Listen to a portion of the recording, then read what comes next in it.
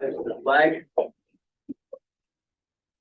Pledge allegiance to the flag of the United States of America and to the republic which stands one nation under God, indivisible, with liberty and justice for all. I'm gonna say now. Yeah, no. Right.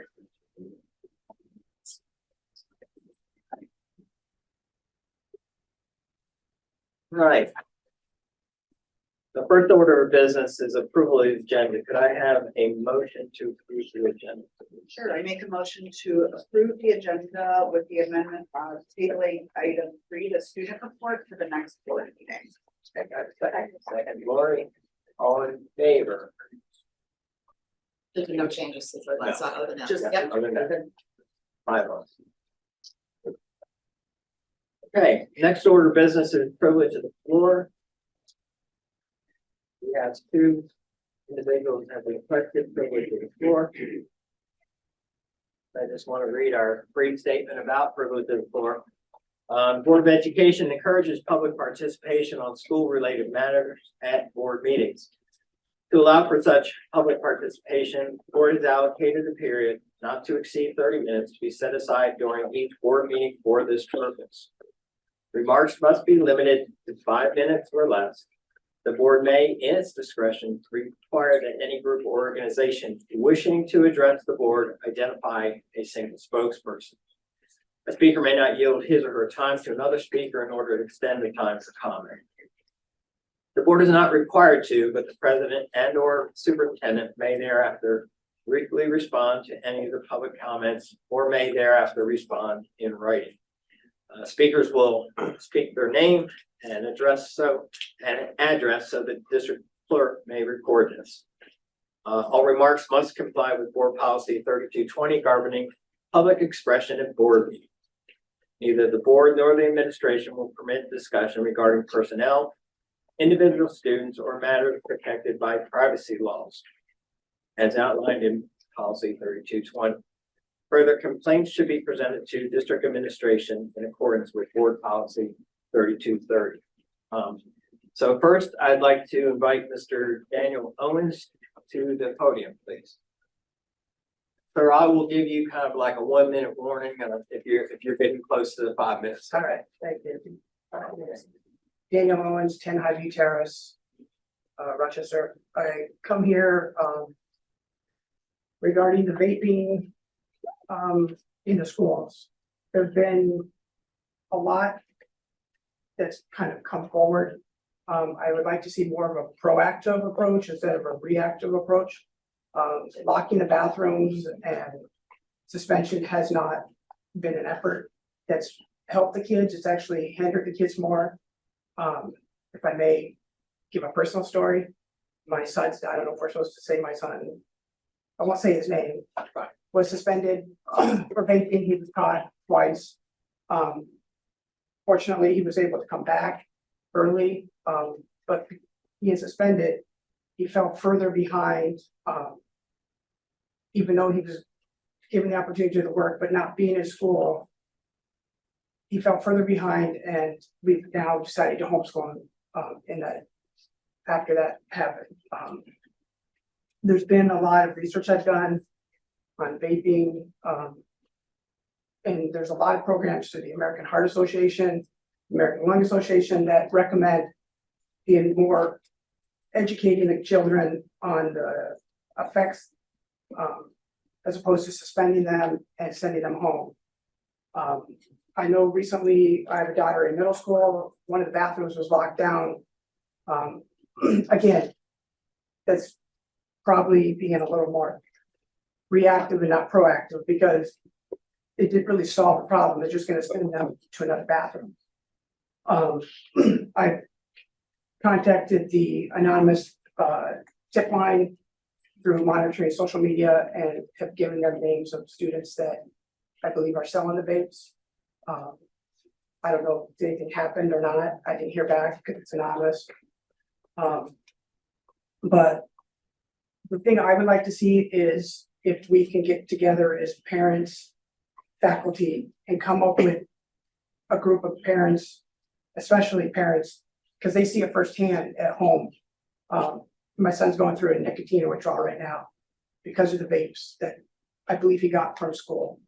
I'm not saying that he couldn't got them somewhere else, but there seems to be a high usage of them in the schools, and I'd like to see if we could try to figure out a way to curb that.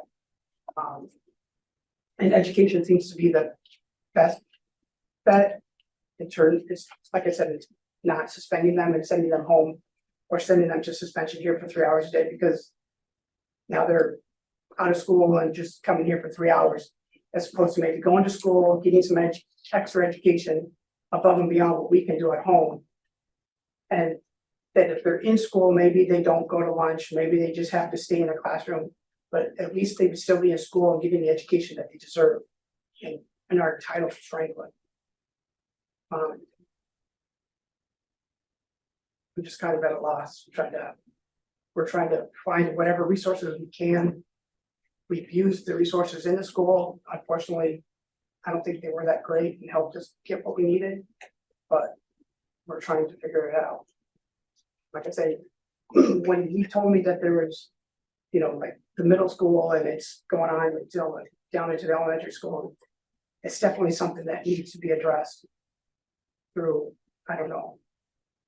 Like I said, some support groups to the parents that we can come up with some ideas where, like I said, the kids still stay in school, but maybe they get the extra education, they don't go to, maybe they don't go to lunch with somebody. And I know that they started doing some e-passes, maybe they regulate who's in the hallway. Because I know they had the detectors in the bathrooms, they're not hooked up and the kids know that. So I don't know what, there's some stuff they're doing, but these kids are figuring out how to get past that. So, I mean, you'd say we could come up with some sort of a parent faculty group to address this. I'll be back next month to see how we're doing with that.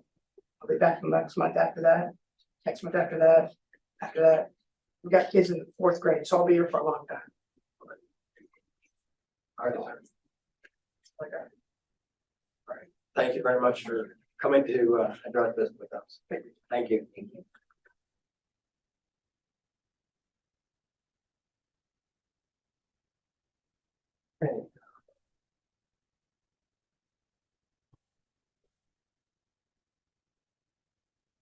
Okay, next, I'd like to invite Mr. Bardeen to the podium, please.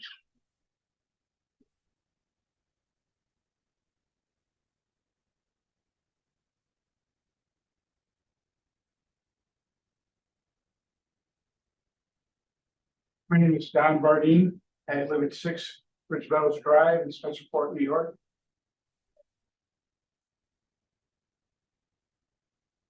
A couple of things I want to go over tonight. First thing I want to talk about is just the electric buses, the school buses. And I have some basic questions for that. Have we entered into any contractual obligation to purchase new electric buses? If not, when would that happen? And could we accrue funds for their purchase and delay their procurement at a future time? And I ask these questions because I think we should revisit this issue.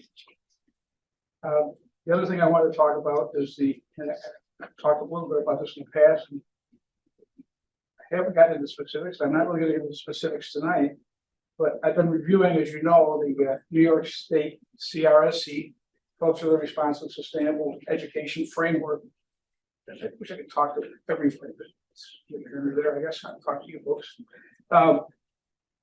There are several specific statements contained in the framework that we could debate, of course, not in this format, but I first want to review a fundamental flaw about which I would like your feedback.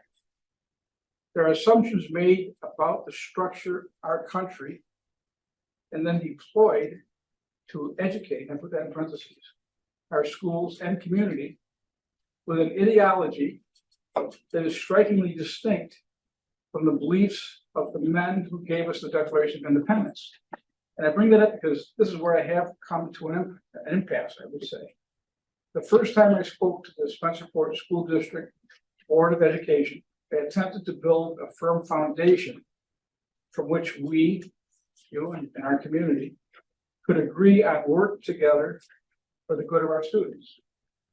I simply tried to confirm that the Board of Education agreed with and supported the Declaration of Independence, the Constitution, and Martin Luther King's "I Have a Dream" speech from 1963. And I was doing that not to set you up, but rather to make sure we're on the same page. Of course, I was told the board members take an oath of the Constitution. But I was told they could not answer as a board for all 7 members, and subsequently the individual members could not answer for themselves concerning Mr. King's speech. And I was never given an answer regarding the Declaration of Independence. I now believe I know why. I do not think you can support either of these documents, the Martin Luther King speech or the Declaration of Independence,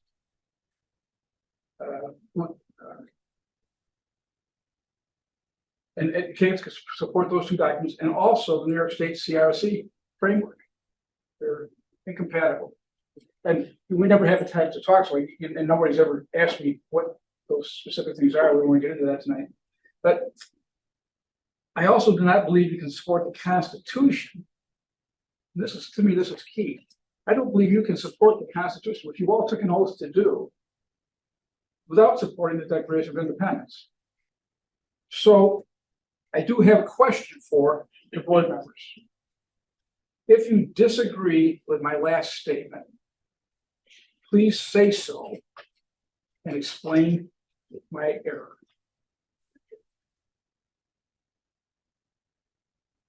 Thank you, Ms. Barty. Yes, I'm sorry. Thank you. Thank you. I thought that was very unusual for us to carry that discussion.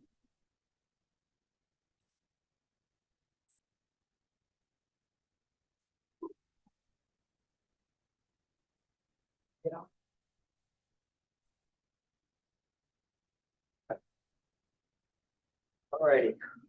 Okay, moving along, next order of business is consent agenda. Do we have students here? We do. We do not. Okay, all right. I'm gonna go through an explanation of consent. Is there any comments or discussion about consent? We were just Yeah. whether or not there's a donation. If I should abstain. I'll just abstain. I think it would be. Yeah. Yeah. that makes sense. Okay. All right. With that, could I have a motion for consent agenda, please? Make a motion to approve the consent agenda. Lori, second. Dave, all in favor, 4-0 with 1 abstention. Okay. All right, Board of Education reports. Let me just grab my notes real quick. Okay, just a couple of real quick things.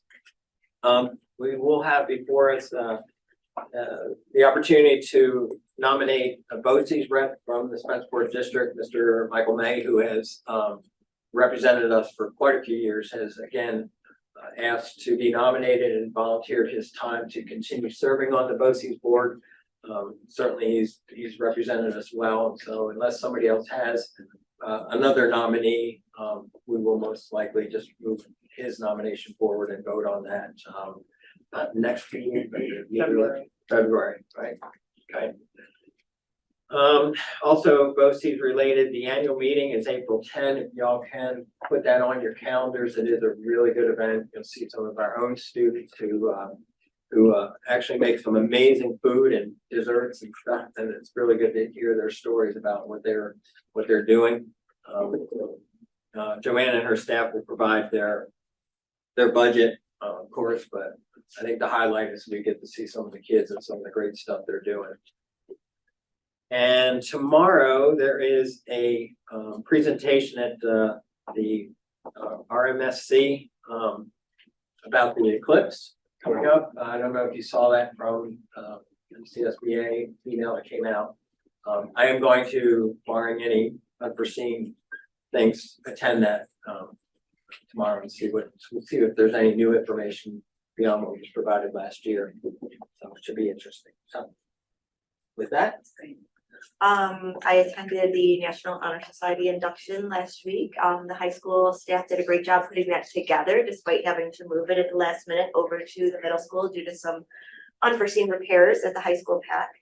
I also attended a nature center committee meeting, and just a reminder to everybody, the Maple Sugar Fest is back again. It'll be March 2nd, that's a Saturday. Thank you to Mr. Gibardo, who agreed to be a volunteer. Inside. Inside, okay. I won't sign you up for the snowshoe state. Yeah, I'm with you. Okay, and just a reminder that the high school's Evening of Jazz is also coming up February 3rd. And we all just got an email about that today from Mr. Pompili. I agree with your sentiments about the NHS ceremony last week. I thought it was really well done. I enjoyed being part of it. And since we last met, we had some amazing concerts that took place in late December that were really great to see all the amazing talented musicians that we have. And other than that, nothing else. No, I'm just gonna add, when I'm at these events as a parent and not as a board member, it does not go unnoticed that there are many of the cabinet or administrators or teachers or board members who don't need to be there, who are in attendance. And I just want to thank all of you for that. It is a lot to be there in the evenings on top of your day job. So as a parent and as a board member, I appreciate that. Good to go. All right. Well, then with that, I think we turn it over to you, sir. All right, thank you very much. So good evening, happy new year. We have 7 different items that we're going to present to the board tonight for your consideration. The first involves our capital projects from 2023. And that is phase 1, the acceptance of bids. We have our colleagues from campus construction here to answer any questions that you may have, just based on the information that was provided in your one. Rick, I'm not sure if there's anything that you wanted to add. Usually says any I question. know. Yeah. I had to say, Kevin, No, that's I had a whole list. You're really. All right, no questions. Could I have a motion to approve the acceptance of bids? Dave, second. Megan, all in favor? 5-0. Great, thank you very much. The next piece, I'd like to invite Mr. Salzberg up to the podium just to provide our second read for 3 different policies. Policy 6121, policy 8320, policy 8330. John? Thank you. Since the last time when we had discussion about the composition of the book review committee, I have not received any questions or comments or any further correspondence regarding the contents of the policies since the first read. Thus, I would put them forth to you as the board to pass these policies on the second read, unless you have any questions right now. Questions, comments? Well, with that, then I would ask for a motion to accept the policies listed. Dave, second. Megan, all in favor? 5-0. All right, thanks, Dave. All right, thank you, John. Thank you, David, Don, Thank you. you're David. So our next piece, I'm going to invite 3 individuals up to the podium just to provide an overview and update on our technology program. Technology in terms of our curriculum in grades 8 through 12. I'm going to introduce our director of STEM, Suzanne Goff, our one of our assistant principals at the high school, Natalie Joseph, and our teacher leader for technology, Joe Guido.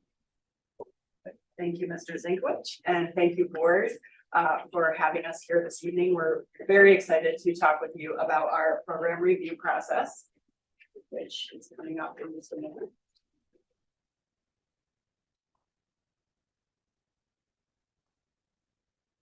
So as you're aware, the purpose of a program review process is really for us to identify where our strengths and our weaknesses are in terms of any type of program. And we are here tonight to share with you the findings that we have from the past nearly year's worth of work that we have put into our program review at the high school level. Am I jumping or? It's you.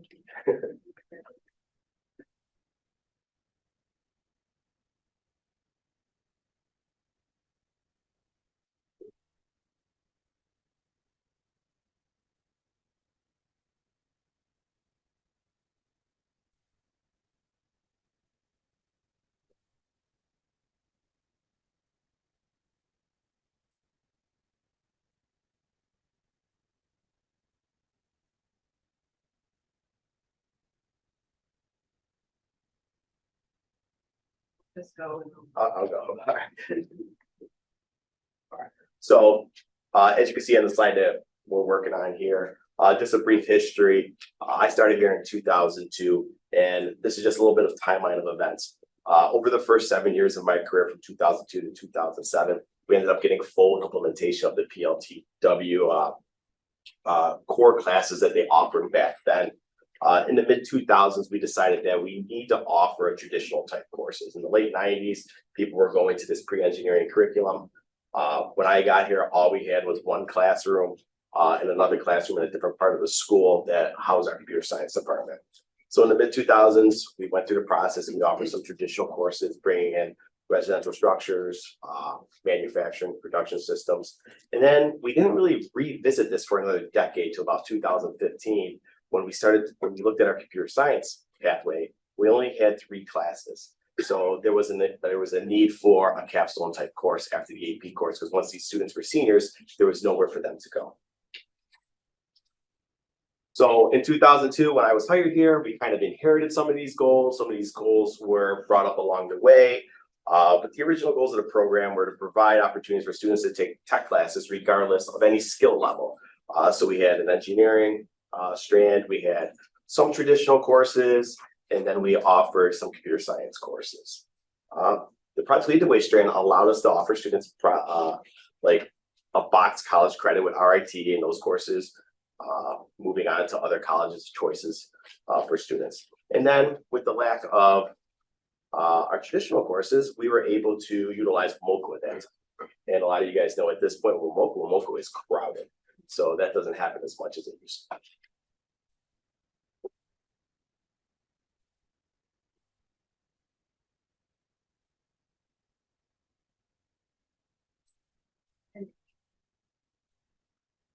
We are in the correct spot, thank you. Okay. So in terms of the history, like Joe had mentioned, we really haven't had an opportunity to look at our curriculums for some of the strands in 10 years and for Project Lead the Way in over 15 years. And so really, we decided to spend some time taking a look at that,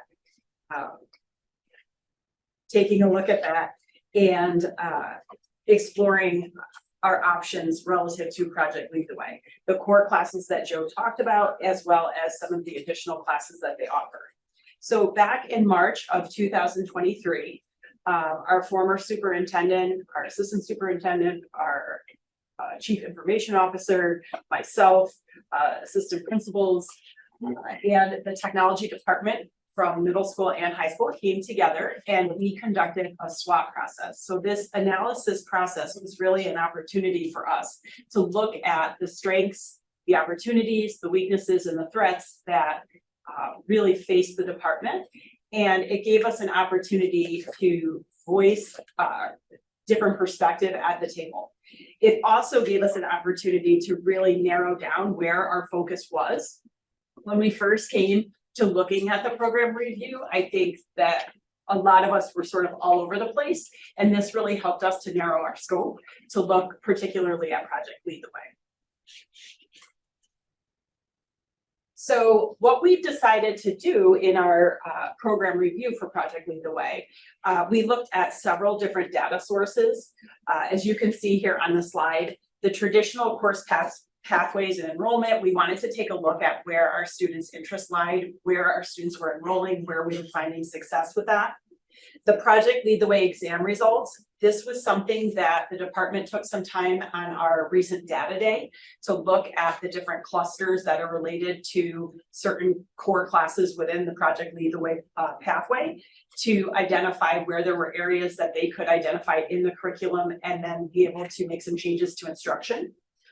the college credit and enrollment attrition, we were really looking at the idea of the value for our students and looking at how many students are taking advantage of the RIT credit and those that are not, why that might be the case. Some of our department members had opportunities to visit some schools. Some of those schools were Project Lead the Way schools. Some of those schools were not Project Lead the Way schools. And the reason we elected to really have a variety was so that we could see the breadth of engineering programs across our region and to get a sense of what's really out there that high school students in our region are experiencing right now. And then, of course, we had to talk with our students. So we took advantage of some of our students that are currently enrolled in some of our upper level classes, and we have some voice from them as well. So this next page is just to give you some background in terms of what we offer at the high school relative to our strands of curriculum. On the third page of your handout, your Project Lead the Way handout, this particular page better illustrates and goes into greater detail the strands for the engineering, whereas the slide that you see there is a reflection of all of the classes that students have opportunities to take from that have any level of technology interest. So this one, again, in the packet really speaks to more of the intricacies of these particular programs. And we really just wanted to highlight for you this piece here that we have just in our Project Lead the Way classes, we have over 200 students that are enrolled in these and have been consistently for the past 3 to 5 years.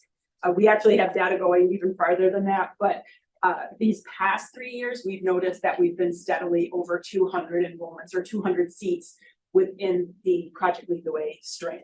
So we recognize that this is clearly something that our students are still very interested in, and that helped us guide our thinking as we move forward with our review.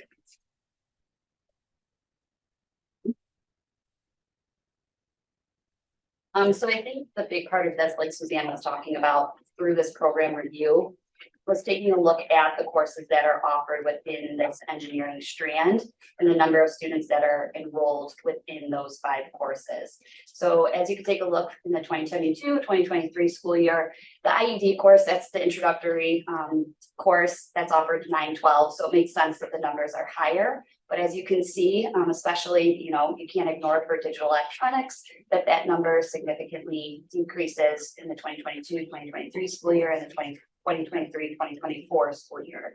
So I think the big part of this through this program review, it's allowed us to ask that question as to why are 16 students taking that course? Why are 7 students taking that course?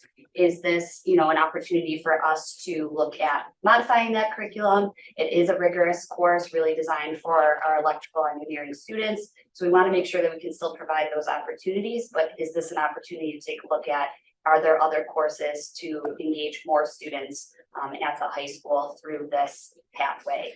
I think the big piece for me when I look at this though too, the positive, you can see on the right, our students do extremely well on the Project Lead the Way assessment. We have a 98% passing rate. So I want to give kudos to the majority of our tech department that is here tonight because obviously they are doing something really well if 98% of our students are passing this exam. But I think another area of opportunity for us is the number of students if they're qualifying for these college credits. Why are so few students accepting that college credit? So again, part of this program review is taking a look at, where are areas of opportunity and growth for us. And then as Suzanne already kind of pointed out, it's clear that there is an area of need for these students to provide these opportunities for Project Lead the Way. We've had over the last 3 years over 200 students want to take these courses. So through this program review, it's obviously something that we want to continue with at the high school, but what are areas in which we can improve upon this to provide even more opportunities for our students?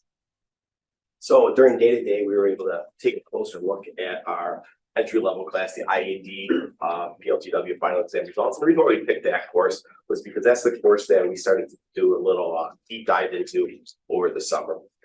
So how Project Lead the Way breaks down their exam results is they have 6 clusters. And the cluster that we had the biggest deficiency in was our design and mindset cluster. And on the right there, you can see the different targets that would meet the design and mindset cluster. And at the end of the day, a lot of it is the design process and getting, you know, an open-ended design project from beginning to end. Currently in our ID curriculum, it's a lot of PowerPoint, worksheet, computer, PowerPoint, worksheet, computer. They don't really have that time to sit there and work a problem through from the beginning and go back and integrate their design and implement any changes they want, and then finally get a solution, a physical product. There just isn't time in the curriculum for that. We get a lot of time in our IED class from students because they love 8th grade tech, and that's our biggest draw is that IED numbers. They're like, when are we going to build stuff, right? Unfortunately for 9th graders, we don't offer a class that builds stuff.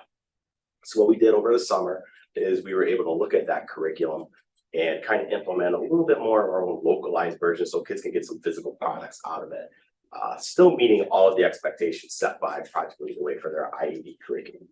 The numbers did show after we saw that design and mindset cluster low, that we looked at the same data from POE, which is Principles of Engineering, and Civil Engineering, which is a lot more theory project. The design and mindset cluster is on par with the rest of the clusters like Project Lead the Way. So looking at the data really helped.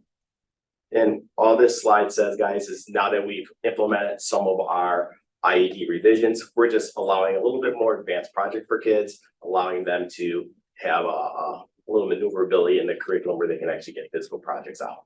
And, you know, leaning the curriculum more towards localized stuff that we know the kids are interested in, rather than following the strict day 1, day 2, day 3 that Project Lead the Way offers.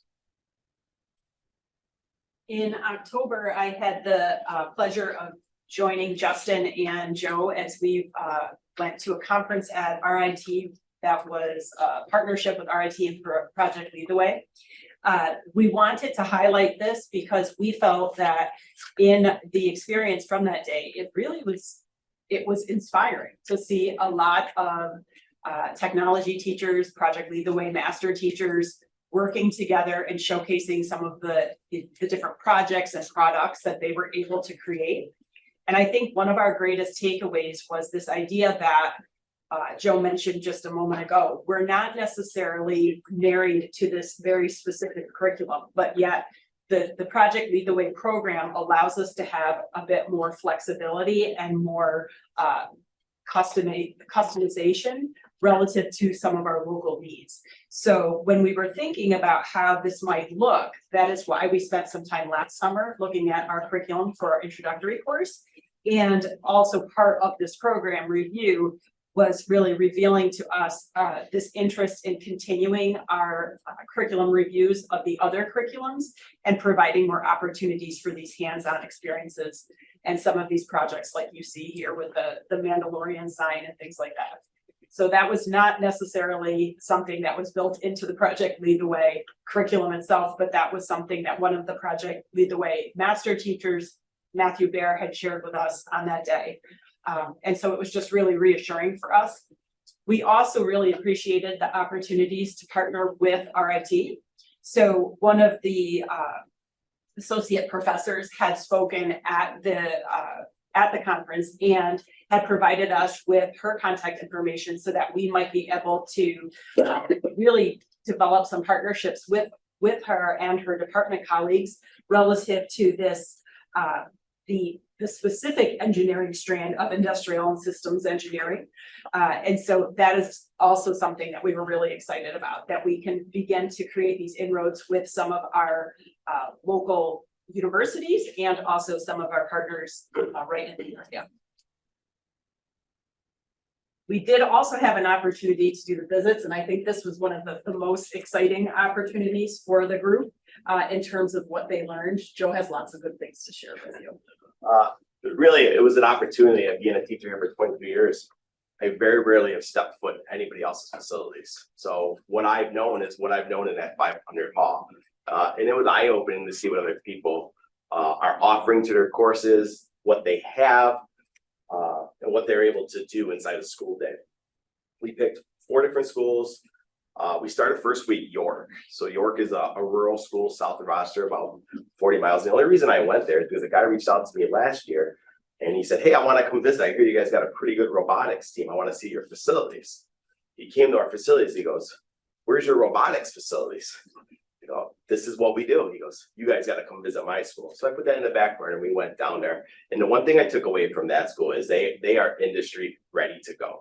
When their kids leave that school, they have stepped up and performed on every piece of equipment possible that they would see either at the college level or if they went right into the workforce. And this is a small school south of Rochester. And the big thing, another thing I took away is they had classes set up for classes. There was a CAD lab that was pinged with a 3D printing room and a clean room with lasers and vinyls. There was a Mac lab where they did their communications. So if you're in a communications class, you are in that room where every computer was a Mac station, green screens, printers. They were doing cross-curricular stuff. The play was going on for them at that point. All the kids in the communications, the Adobe suites, they designed everything and they were printing all the posters for everywhere in town. They had a shop that's probably 8 times the size of ours, robotics rooms. So everything had a spot. If you walk into our rooms right now, you have an engineering lab on top of a wood shop, which also houses our computer science. Like stuff is on top of stuff, and they had specific spots. So stuff was well thought out with them. The next one we went to, and I had to see this one because 5 years ago, Justin and I gave a presentation at the Oswego State Tech Conference about robotics, and then we sat in on this guy's presentation. So this is Grand Island. This is a district similar to ours in Buffalo, and I would say that this is the jewel of the public technology education system. And I'll tell you what, when you walked in here, you could tell that this was well planned out. You walk into a big room, projects are everywhere. As you see, there's lifts for cars. They do a ton of stuff with other departments. They were working on, again, we were at play season. They were working on Cinderella's carriage there. And all of their advanced classes design that kind of stuff for the play and any other projects that are going on in the school. The one nice thing is they were a Project Lead the Way school at one point. And they said that, you know, they sat there and they put the weight on their teachers and they developed their own localized curriculum. And the thing that I took from them was sharp language matters.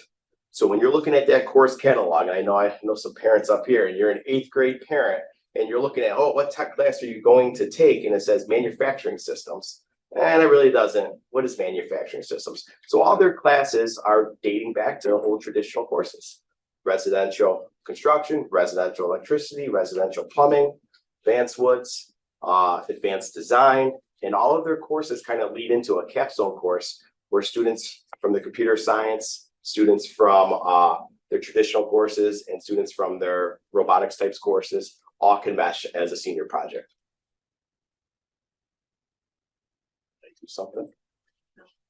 Lost it. Oh no, sorry, Katie. Then the last 2 schools, Colin Nobles and myself went out to Syracuse one day, and we went to Liverpool to start. The reason we went to Liverpool is because they are known throughout the state for their drone program, and our capstone computer science kids do a lot of drone work. And when I went into their room, every kid, they have 3 years of drone tech courses. Every kid from the freshman year got themselves a drone, and they worked themselves up with the complexities of the unit. And right next to the classroom where they practice with their drones and they teach about their drones, they have a full gym that's just dedicated to drone technology. That's theirs all the time. So not only do they offer it, but they also have a dedicated space for that specific technology. And inside those classrooms, they also teach the intro to their robotics types courses. And they are a PLTW school, and they do offer that strand as well. But right now, the most popular stuff that they're offering is their drone tech and their robotics types courses, because, you know, kids are learning by doing type stuff. This one right here is West Jenny. So we drove after that morning meeting. We drove 20 minutes. We went to West Genesee, and they just put a new wing on 5 years ago. And when I tell you, those kids have industry standard equipment. When you're looking at those pictures right there, you're looking at about, just in those 3 pictures right there, probably $400,000 in equipment that those kids get to use. So we've all driven down Buffalo Road. We've all seen Advantech. That sign has been up there for 5 years. We need machinists, right? And we will pay machinists. When those kids walk out, that's the machines that they're going to be using. In high school, they already have that practice. That off-the-log laser there is another machine that's an industry standard that is in every design, you know, company in the country. But the biggest takeaway I took from that school was not those awesome machines, because yes, you know, that was worth the price of admission. But when I walked into the computer science room, now I've been in computer science rooms a lot. I teach at RIT. They're kind of like, it's computer science. Here we go. Let's type on a computer. I wanted to sign up for that class. It was insane. Kids were having a blast. You walk in there, I don't know what they were doing, but I wanted to be there. Each station had a PC and a Mac computer. They were working through the Apple curriculum, and kids were programming apps and being able to see apps that they could download now, because that's what every kid carries is an iPhone for the most part, right? They can see it right on their phone. They have New York State champion esports team that works out of that facility. It was a pretty cool happening room. Gaming chairs, monitors, you know, I know all that stuff costs money, but that stuff does matter to kids. Those machines do matter to kids. Space does matter to kids. Well, now I get to follow up with this, which is not as exciting as that presentation that Joe just gave, but I think as you can see, so when we talk about, again, those data sources, this is a survey that Joe did in his EDD course at this 18 seniors. So again, it's a small pool, but I think it's really interesting to see their reflections as they worked through this engineering sequence through Project Lead the Way. So for me, taking a look at this, and as we've discussed this as a team, did taking these Project Lead the Way classes influence your career decisions? 61% of these students said yes. So to me, that's overwhelming. What I also thought was pretty interesting as we were looking at this, 50% of course said that they're looking at the field of engineering. That makes sense since this is an engineering strand, but I also think it's really interesting what other career fields that these students are interested in. So I think that that's an opportunity too, as we're looking at the curriculum. Are there areas in which we can, modify some of our courses to engage more of our students who are looking at different fields aside from engineering? And again, too, I think the big piece when they're looking at, do they want to receive the college credit for these courses? And I know I've worked on this, through Brockport and MCC. I think a lot of times as students, you're not realizing how much money you can save by taking these courses now in high school. A course that you could, get for $250 versus $5,200 is very different when you're paying for that on your own as an adult, or as, me who just came out of U of R, it is significant. So I think that is, again, another area to look at. How are we, supporting our students or advertising this to our students that they can really receive this college credit at a significantly reduced cost. So these next couple of slides will just highlight for you what we've learned. And I think a lot of this also was highlighted in the recommendation form in front of you.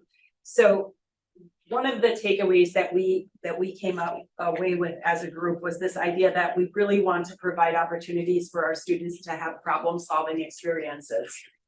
We also feel that by having more of that teacher autonomy relative to the curriculum writing, that's going to provide us with a greater opportunity for our students to create these different experientials that our students will really be motivated by and are relevant for them.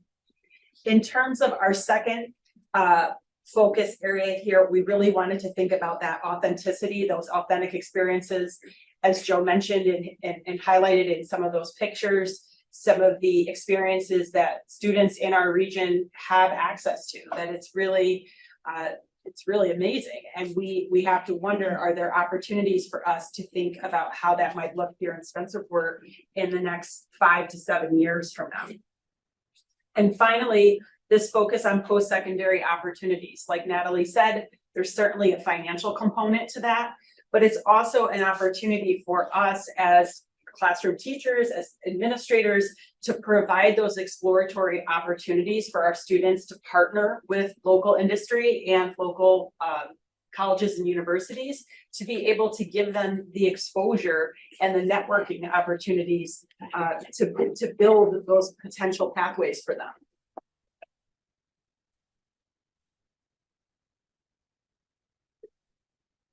All right, so we haven't changed our goals since the early 2000s. And after going through this process, it was actually very eye-opening to see, because if you would have told me 6 months ago, I'd be standing here. If you said, Joe, what are you going to present on this night? I think it would have been totally different. But going through this process, and having everyone in our department go through this process, it's totally different than what I would have expected back then. So the new goal would be, the unified goal of the tech department is to provide with exposure and experiences that can help inform students when making decisions about post-high school plans, exposure and experiences. So really, I would have thought, guys, we're gonna get rid of Project Lead the Way, let's do our own stuff. Actually, going through this process, Project Lead the Way is okay. I think it's great. It gives us a good building block, a good starting spot. But if we can Spencerportize it or localize it, which schools are doing all over the country and making it our own, I think we can just give a better opportunity for our students.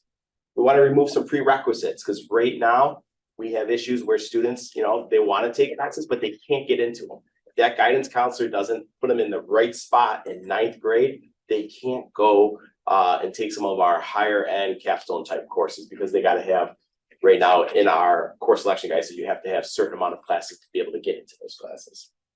We want to continue to investigate the digital electronics course.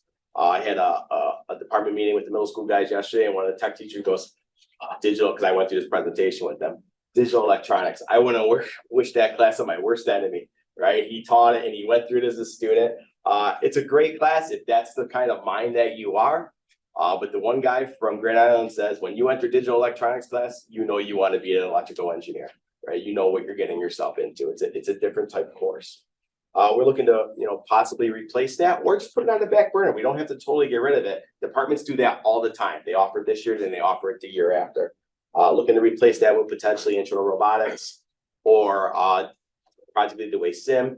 And a big major at the college level right now is mechatronics, which is mechanical and digital electronics type different pathways and different type of curriculum that we could work that type of stuff into. And then investigate our traditional pathway. Right now, our students, we don't offer any traditional courses to 9th graders, right? They have an opportunity in 10th grade to take it, and they have an opportunity in 11th grade to take it. Guess what? We offer those courses every other year. Okay, so if they don't take it, they miss that opportunity. We want to change some of the language in the course catalog to be a little sharper for students, just so they know what they're getting into. This was just a quick plan. I know there's a lot on there, but a lot of it is revising our current Project Lead the Way to get it a little bit more localized, adding some different courses, and continuing to get them on the course catalog. We want to go slow to go fast, right? So we know that all this is not going to be implemented. This is a 5-year plan, but this is obviously could be a very fluid project as we work through those 5 years. But this is just to show you that, we started to think about how the implementation would work, and we understand that it wouldn't be overnight. This would get us all the way to year 4. So what are some different impacts? I also like to call this the Rick Wood slide. Okay. Staffing at this time, no staffing, any impact on any of our FTEs, unless that our numbers obviously have grown. Potentially, we've been pretty standard at a 5.0 at the high school, but if, this type of program, the numbers increase, obviously we would have to look at different staffing opportunities. The current budget of the high school would kind of remain constant. We also, the nice thing about localizing your Project Lead the Way curriculum is you could be a little bit more fiscally responsible because you don't have to purchase off that PLTW bid list, right? So right now, if you go in there and you want to offer a new class, you click, boom, this is how many students you have, boom, and they say $40,000, right? Being able to do our own thing and taking the advice and some of our knowledge of our tech teachers, STEM coordinators, people at district office, that maybe we can utilize some of those skills and be able to bring the price down and some of that stuff. Obviously, we would continue the contractual expense with PLTW. We do have to pay that every year to be able to sift for the end of course assessment and to have access to the curriculum. And then the facility upgrades, right? We know right now we have those 4 rooms. Is there a way to look at room utilization in the high school? I know there's potentially a capital improvement, looming in the next 5, 6, 7 years. Can we be a little bit more proactive with that so we don't have to sit in those rooms for the next 4, 5, 6 years until if there was an addition put on for the tech department. And that's the one thing. Another thing I took away from those other schools is they had spaces that were specifically for those classes. I'll take an engineering, a POE class out, and one of the other guys will bring in another civil engineering class, which is a whole different type of materials. So that's something that we would love to look at. And then long term, like if we're looking 2025 and beyond, Obviously, if we bring into some of the more PLTW classes, there will be a price to send our teachers there. And the only reason why we offer those first 5 core classes is it's all Project Lead the Way offered. Now they offer 10 classes in the engineering class, a whole middle school curriculum, and a whole computer science strand. So we can look at all the stuff that they have. Equipment and supplies, if we brought in the sim course, that was just one of the PLTWs that we could look at to replace. If you click that button on Project Lead the Way, it'll cost you $38,000. But I think we could do that, you know, a little bit less than that, a lot of it less. And then we talked about the facilities upgrade. Right now, if we go through our whole 5-year strand that I put on the previous slides, you know, we can't do it. We need more space, and that's not a secret in the high school right now for our technology department.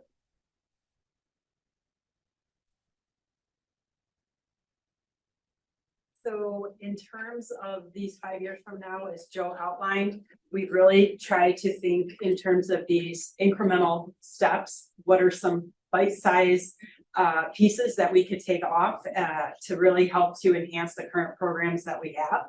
And then also and simultaneously think about the future, think about 5 years from now, 8 years from now, 10 years from now, when our students are in front of us and what it is that we might be able to provide for them. That really helps to increase access. It helps to provide greater equity to our students and really allows for us to have a more comprehensive program for our students. So thank you very much for your time, and please let us know if you have questions. Questions. I guess the most basic one for me is listening to everything you all said and getting to the ending and stuff. And I'm still at the ending going, then why don't we just freelance this versus doing PLTW? Because I think it gets us in this situation where we have curriculum now, right? We have curriculum now and we have instant college credit, right? And I think that was a big draw for a lot of our students, that, you know, you're taking these college credit type classes and we have it right now. Another thing is we're getting in a situation, there's no secret that the technology teachers that aren't out there to hire. Last year we were in a situation with Jake, and even a new technology teacher like Zach that we have back here, like they have a starting point, which is really nice.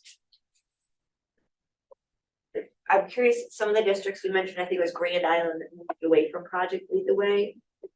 Why did they do that? And are they still able to offer any college credits for their course? It's a great question. The reason why they moved away from it is they were seeing that kids weren't accepting the college credit, just like you see with our numbers as well. They were tied to that day-by-day curriculum. Now, talking with the people from Project Lead the Way at the conference and the many phone calls that I've had with them, that they're kind of easing up on it. It used to be day 1, day 2, day 3. You have to do it. They don't allow us to see what's on the end of course assessment. So you have to follow it day by day. But now I think what they're seeing is people are having these presentations, and, you know, I think they're saying like, hey, you can use our curriculum. These are the standards that we think you should meet, but you can localize it. What is the cost of the contract for Project Lead the Way? It's $3,000 a year just for the access. 3,000. But then each course costs. Supplies or. Yeah, so the way you buy your courses, and this is where they kind of get you because they kind of monopolize it, that if you're teaching, let's say principles of engineering, in May, you'll go on to principles of engineering. I'll know how many students are going to be in our class next year, and I'll say 46. And then they'll give me a number, you know, with the amount of supplies, and the bottom line, it's 10 grand, right? Big problem with that is when they start changing their equipment. So I always use the 3D printers because 3D printers are very accessible to everybody and people know what they are now. Project Lead the Way wants you to use the Dremel 3D printer. It's $2,500, right? We have 10 of them. You could buy an equivalent printer for $500 and have 50 of them, okay? And then in 3 years, when they're done with Dremel, they're gonna say, now you need to buy the Bamboo 3D printer, right? And they changed their curriculum for that. So when you're stuck in that, like we're going to teach it with Fidelity day by day, this is the curriculum. We got in that, Corey, with the VEX V5s last year, right? We had that big influx of VEX stuff that you're stuck with them. So that's the one problem with day by day. And I think that's why, like at school like Grand Island, like, okay, we have smart teachers, we have smart people in our district, we can figure it out. We do too. Yeah, I mean. Yeah, I mean, I know we have smart tech teachers. I'm looking at them. And so I'm just I guess I'm struggling a little bit with the why stick with Project Lead the Way versus freelancing ourselves and letting our extremely intelligent tech teachers lead the way on that. Not to jump on that, but I'm having a hard time kind of following. I'm just thinking like curriculum wise, time wise, do you just, again, we haven't done a program review since 2002. When I got hired, this is what we were doing. Do you just say, next year we're done with Project Lead the Way? What do you teach? Do we just sit there all summer long and wait for, I don't know that answer. And that's not mine. Do you One phase it thing- out? One thing that is appealing to me about Project Lead the Way is that there are the tests at the end of each course, which allows us then to make sure our students here in Spencerport are at the same learning standards that Project Lead the Way has set forth, instead of having tech teachers trying to design a class and teach what they hope is important in the industry as it continues to emerge, even though, you know, I imagine it'll be very difficult to try to stay on top of every industry and modify the course each year. The one thing I will tell you about Project Lead the Way, they're like on a 5-year delay from the industry, right? Okay. So I hate to say that because let's just say the new fad is 3D printing, right? By the time they say this is the fad, by the time they go through the review process, get the curriculum, put the curriculum out to the teachers. Now there's a new fad.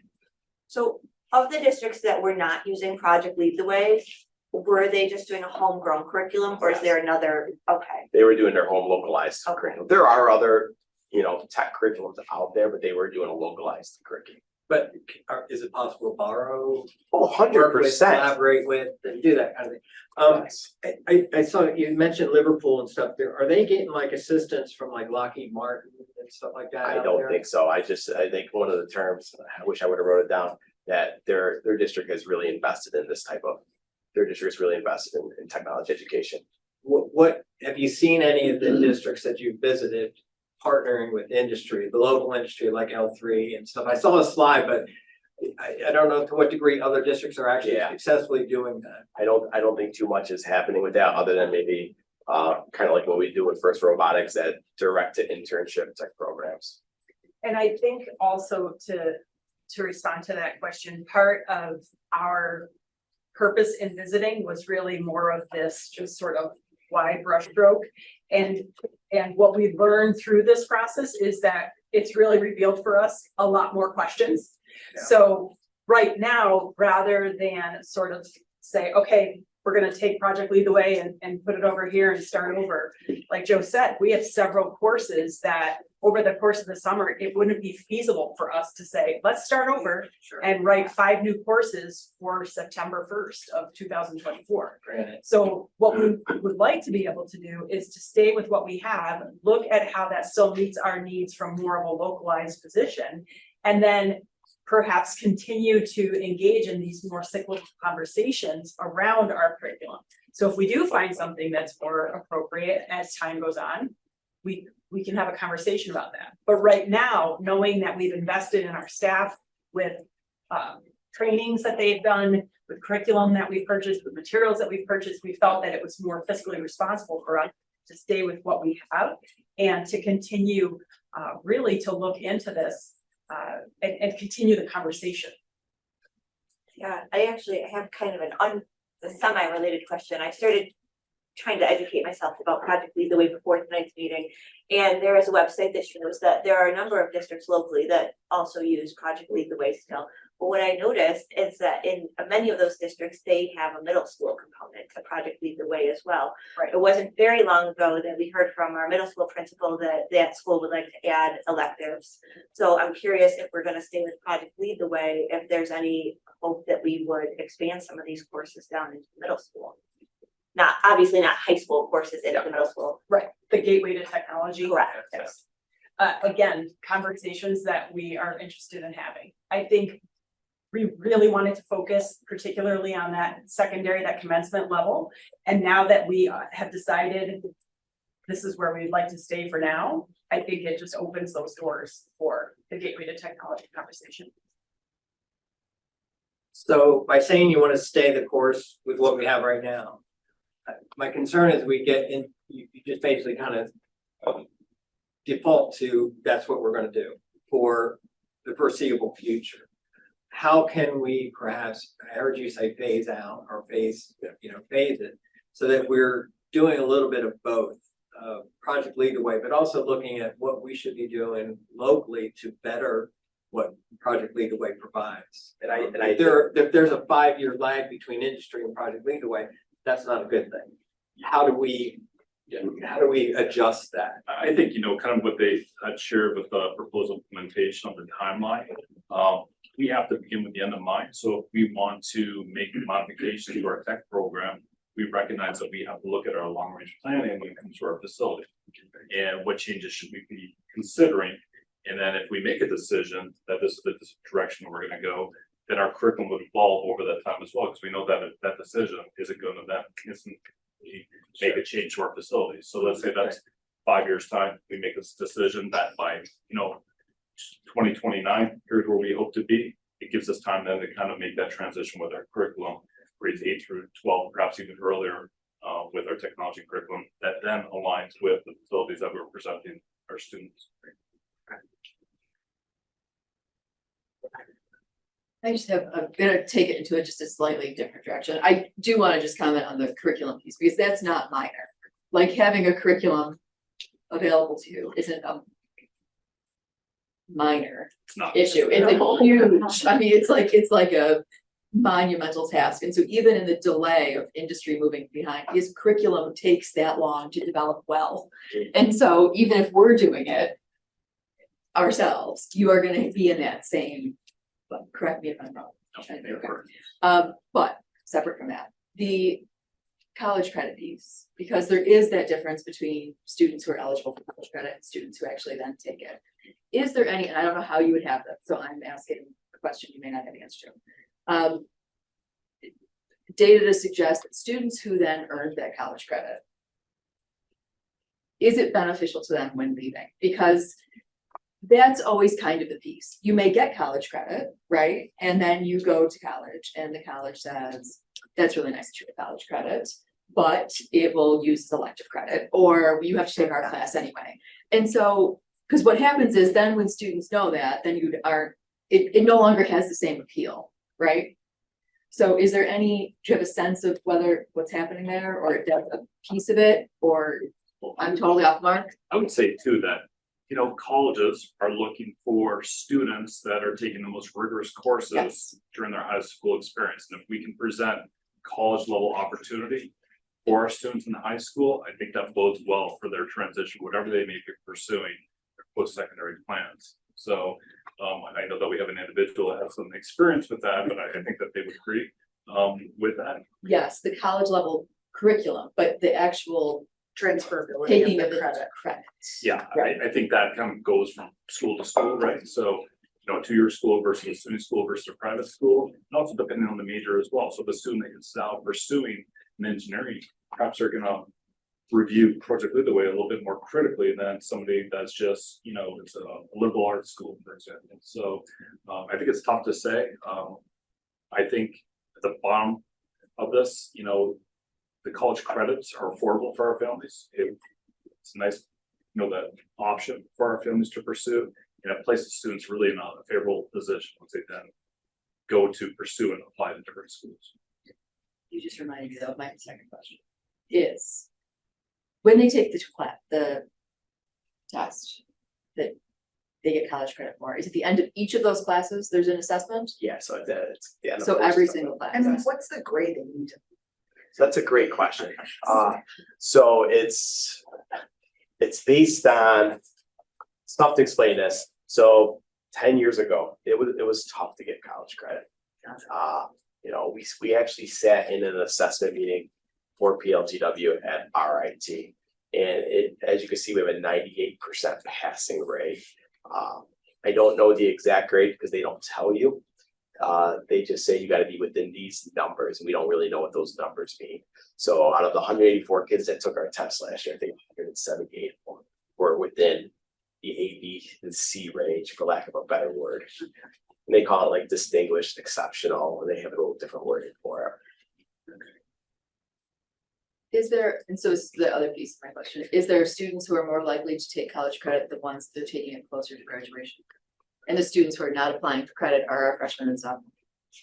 Yeah, I don't, Is there any? I could dive into that data. It's not critical, yeah. I'm just wondering next. But I think that's part of this review, right, is to take a look Yeah. at what are those numbers showing us? And, you know, is it a difference between our freshmen versus our seniors? I mean, that course that, you know, Joe surveyed those students, those were all seniors that Yes. stated that they weren't interested in that college credit. I don't know if that's also just, again, where they are at 17 and 18 years old, that they're not understanding that, or is that on us that we're not, you know, promoting that the way that maybe we should? I just think that this offers a lot of opportunities for us to take a look at, you know, partnering with RIT like we've done, you know, with Megan or MCC. So I think that that is again just an opportunity for us to take a look at that, because to your point, freshman versus the senior, I think that is different.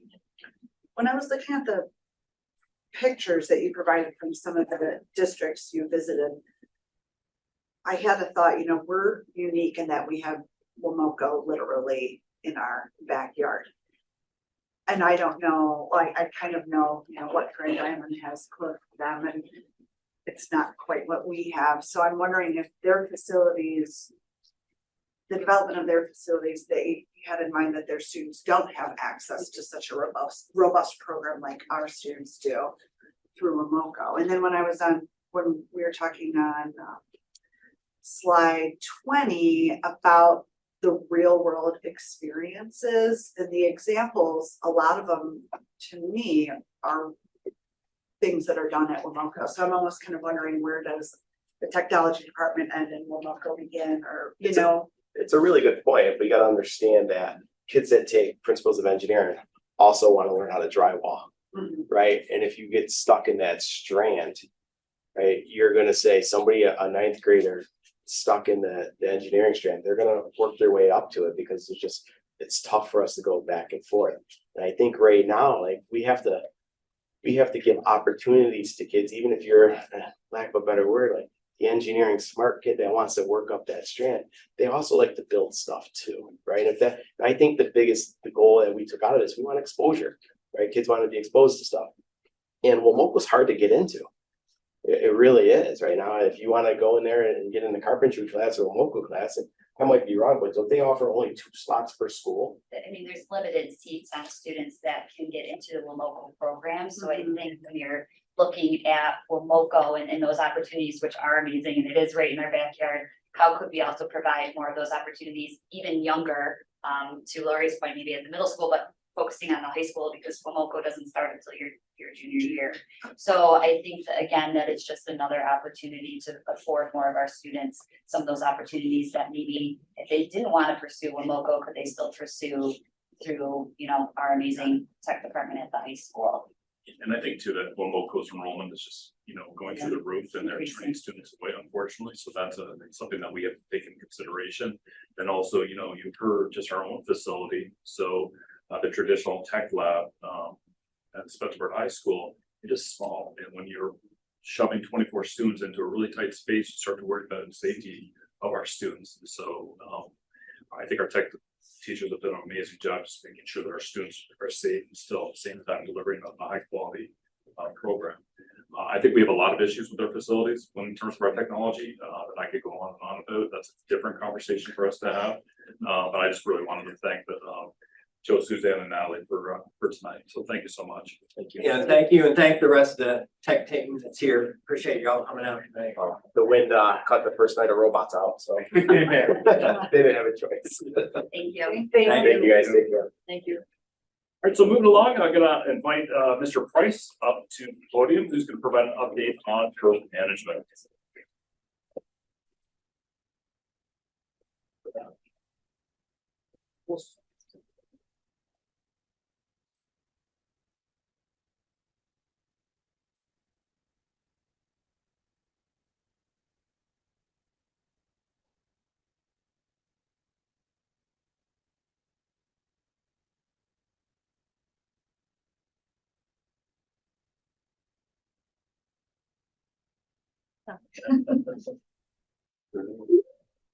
So I'm back again to talk about grass. Really excited to. Everybody just left there. So, I wanted to, thanks for the opportunity, Ty, to come back and update the board on where things are since the last time we met. And so we met in October, but I wanted to talk a little bit prior to October. How did this all come about? And so I started to receive some complaints about field conditions in fall of 2022. Our groundskeepers, as well as from users, coaches, as well as outside users, began to complain about some concerns they had with conditions of the fields. We did a field assessment in the fall with by our head groundskeeper. They reached out to some of their contractors to take a look at solutions for it. In the spring of 2023, field 3 became unplayable based on the poor conditions there. Discussions of herbicide application began around that time, so spring last year, which was the first time my team and I began to have discussions on potential for herbicide application.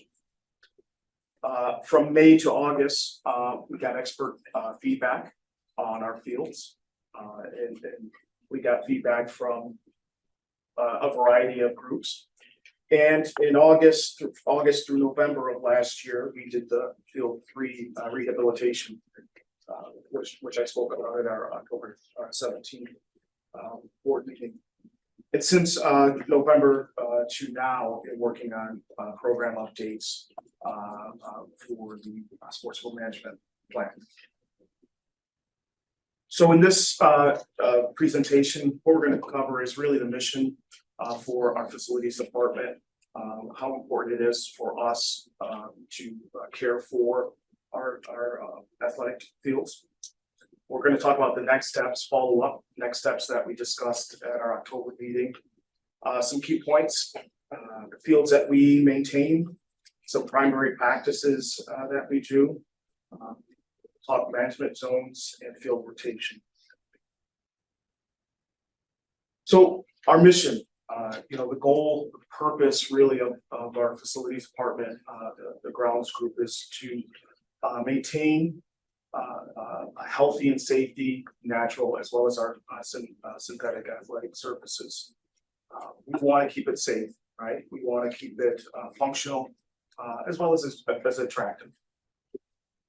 We want resilient turf. We want something that is going to provide appropriate footing for our student athletes. What we do know, though, is overuse of sports fields can loosen turf comfort and degrade to bare soil, making it very dangerous. When there's bare soil, it becomes hard in the summertime with the dry sun. It becomes muddy in the rain season, which provides slippery surfaces. But we know properly managed turf can withstand a significant amount of play when built up properly. But we can't account for abuse, right? If there's abuse or overuse of fields, it becomes incredibly challenging for us to properly maintain these fields. So as a follow-up from our last meeting on October 17th, we talked about the Scout seed fertilizer irrigate model that we applied to field 3. From really from September through October, we were able to form what we would call our rehabilitation to field 3. And as we shared in that at that meeting, it provided really good results with some turf grass density. What I mentioned last time was we didn't remove any weeds, right? The seeds were there. We didn't remove any of those, right? We sculpted the best as possible, but those seeds are there. We also millions of seeds were applied. Yes. Each expert that we met with, and just as a recap, we met with True Green, R&M Landscape, Preferred Seed, as well as Cornell University, over the course of the summer. That's to some extent, they said you're gonna need to apply a pre-immersion or post-immersion Riverside application to really curb what is happening on our fields. Field 3 is one location, but there's multiple locations. Also collaborated with the athletic director was the next step, and I'll talk a little bit about that as I move on, and talked about the updates to the program, which I'll mention in a little bit here. So some key points here is, again, maintaining a dense turf cover is our number one goal. As you see from these photos, these are photos of our fields here, where kids are expected to play in the next few months here. These photos were taken last spring. We haven't rehabbed these fields, so the conditions that you see here will likely look the same, if not worse, from one year to the next. Damage from overuse of natural turf fields is a common challenge. We have to control the traffic, the amount of traffic that is happening on these fields, and the rotation of field use is key here. Different practices, maintenance practices are really critical. So we have verifying, overseeding, fertilizing, irrigation when necessary is really, really important. And the best way to do that is have an opportunity to get on those fields, right? If there's a consistent amount of field use, it becomes a real challenge for my department to be able to get on those fields, to have a certain amount of time to take care of, to exercise all of those maintenance practices. And then the next, the last bullet is, really having a, through an IPM, really partitioning the school grounds into management zones, prioritizing our key fields, and prioritizing the areas, mode areas that are really critical to us. So the fields, we have 158 acres of mobile grass, and the great majority of that is our athletic fields. We stripe paint lines to over 30 athletic fields here on campus, as well as Mund and Taylor. Thousands of kids, our own kids, play on these fields in our fall and winter sports, as well as neighboring communities, student athletes who come. The facilities department are supporting the athletics department to the best of our ability. But again, the challenge really is the quality of the fields, as well as the amount of use that is happening on these fields, right? So the next slide is just a quick recap of just a map of the fields here, just specifically on campus. And I know it's small, we can't see it. We talked about it at the last meeting. And we'll get to it on a few more slides about which particular fields are of concern. So our primary practices, most of you may see us mowing Mondays and Tuesdays. Peak rainy season, we'll mow on a Thursday, maybe even a Friday. We could even mow on a Saturday in the fall for prepping for a game.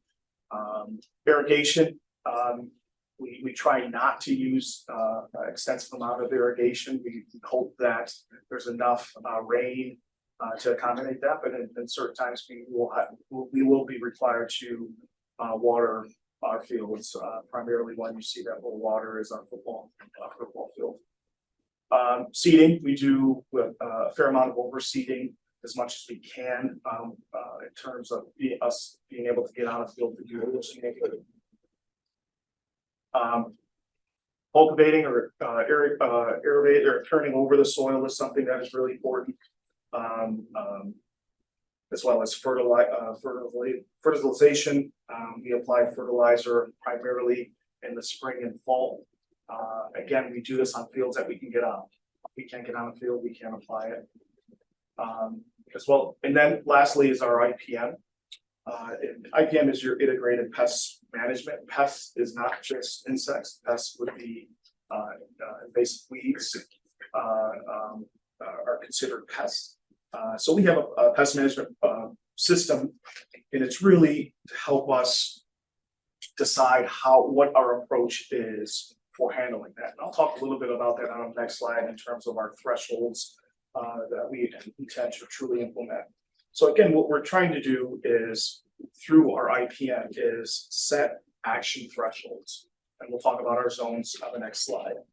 And then we begin to monitor it, right? And our monitoring, it could be feedback we get from outside users, from our coaches, from our athletic director, as well as from our head groundskeeper who is on all the fields.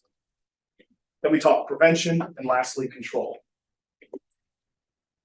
So management zones, the best way to really effectively focus on athletic fields is to begin to zone them off into priorities, right? So we have zone A, which would be the high school, middle school, Burnaby Elementary School, these areas where we have our key fields. We want to make sure that those areas have the highest aesthetic quality, but also the most safe.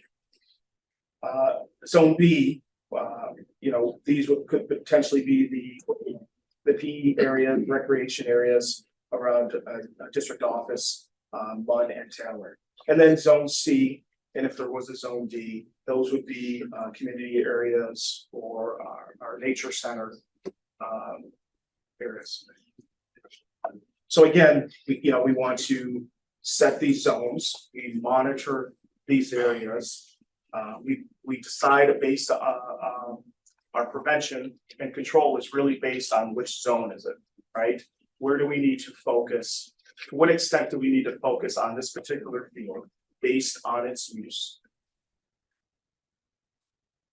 So I know you will have received this already, but this is what the work of our athletic director, myself, and our director of community programs have decided as the best approach to being able to get on particular fields to rest and rehab now.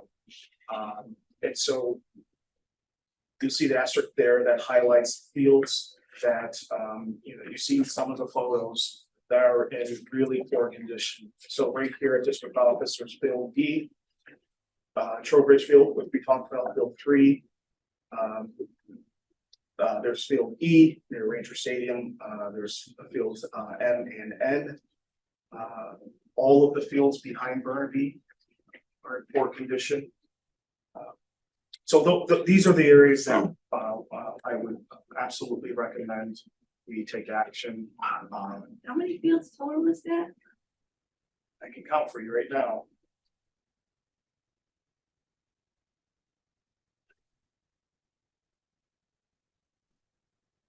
I'm counting 13 fields, right? So that's 13 fields. It's probably 4 areas, right? But there's multiple fields in a particular area. Right? And so what does rest and rehabilitation look like, right? So beyond a herbicide application, what we're looking to do is rest the field for a period of time. So no traffic on the field. We're looking at doing the same or similar actions that took place on Field 3, right? So we're looking at aerifying, we're looking at irrigation, we're looking at heavy doses of fertilizer where needed, overseeding, and this is multiple applications over a 30-day period. Key times for this is spring and fall. Summertime isn't the best use of dollars during the peak heat time to, put a water hose back there and try to do it, right? But this is really our focus is on the spring and the fall season.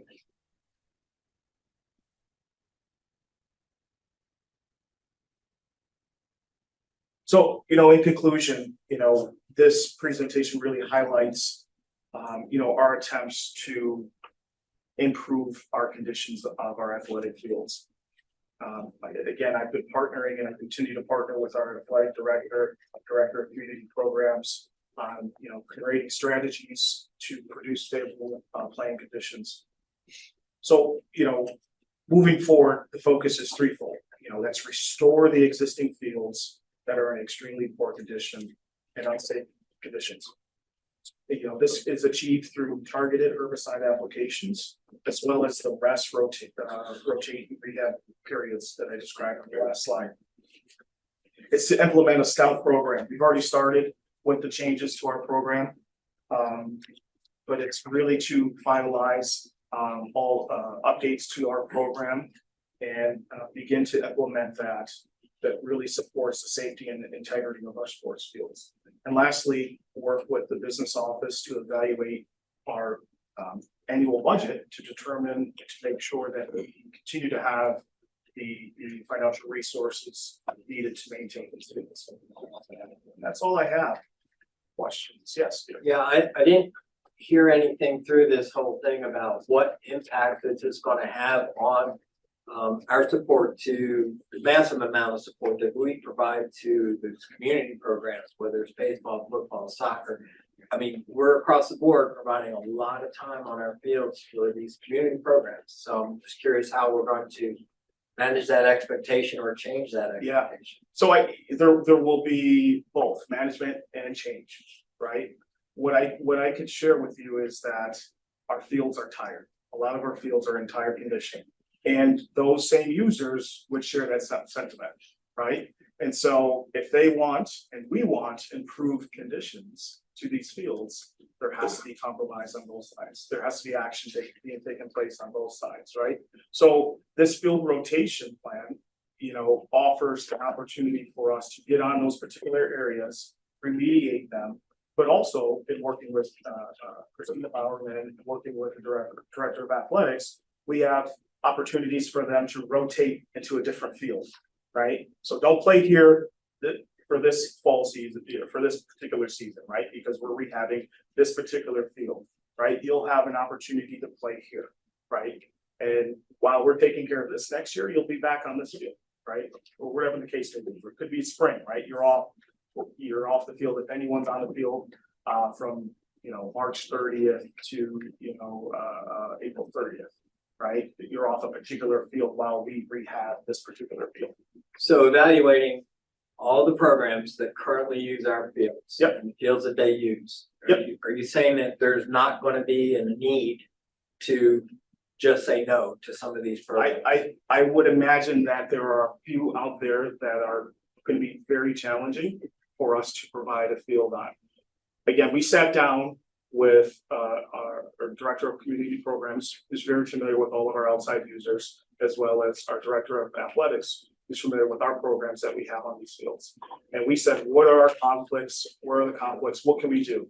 How about instead of resting in the spring on this field, let's move this to the fall so that there's not a conflict for this particular one, right? So we're swinging around and making these adjustments to when we decide is a rest period for this field, so as to really reduce or eliminate any conflict or impact there are. But again, there potentially could be a conflict to a user wanting to come in now and use this field that is shut down for 30 days, right? Then we are saying, this particular field is closed down to restore it, right? And so if you're requesting it during this time, you will not be able to use it. I guess the point I'm trying to get at though is, are we giving a heads up to a program that's not going to be able to use a field on our campus or our satellite schools? Are we telling them now because of our rotation? Yeah, we think that the impact's gonna be minimal, and Christina's well aware of this, and so she's a great liaison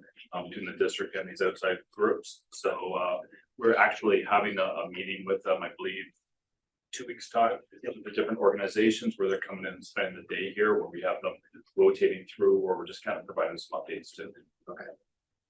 Because that will blow up in our face real fast if we wait till the last minute to tell a program they can't play on our fields. Yeah. Field rotations isn't a new concept for I- our district. I get that. We've had it here, we just never implemented it. Well, so that's actually one of the problems that I have is that we we were supposed to have been doing field rotation for many years before any of the leaders in this room even got here. Our fields are now in a poor state. And so we're seeking a quick and easy fix, which involves spraying pesticides on fields. And there's a state law that says we're not allowed to use pesticides on our athletic playing fields or playgrounds unless there's an emergency. And I still am really, really struggling in terms of finding an emergency owing to crabgrass proliferation.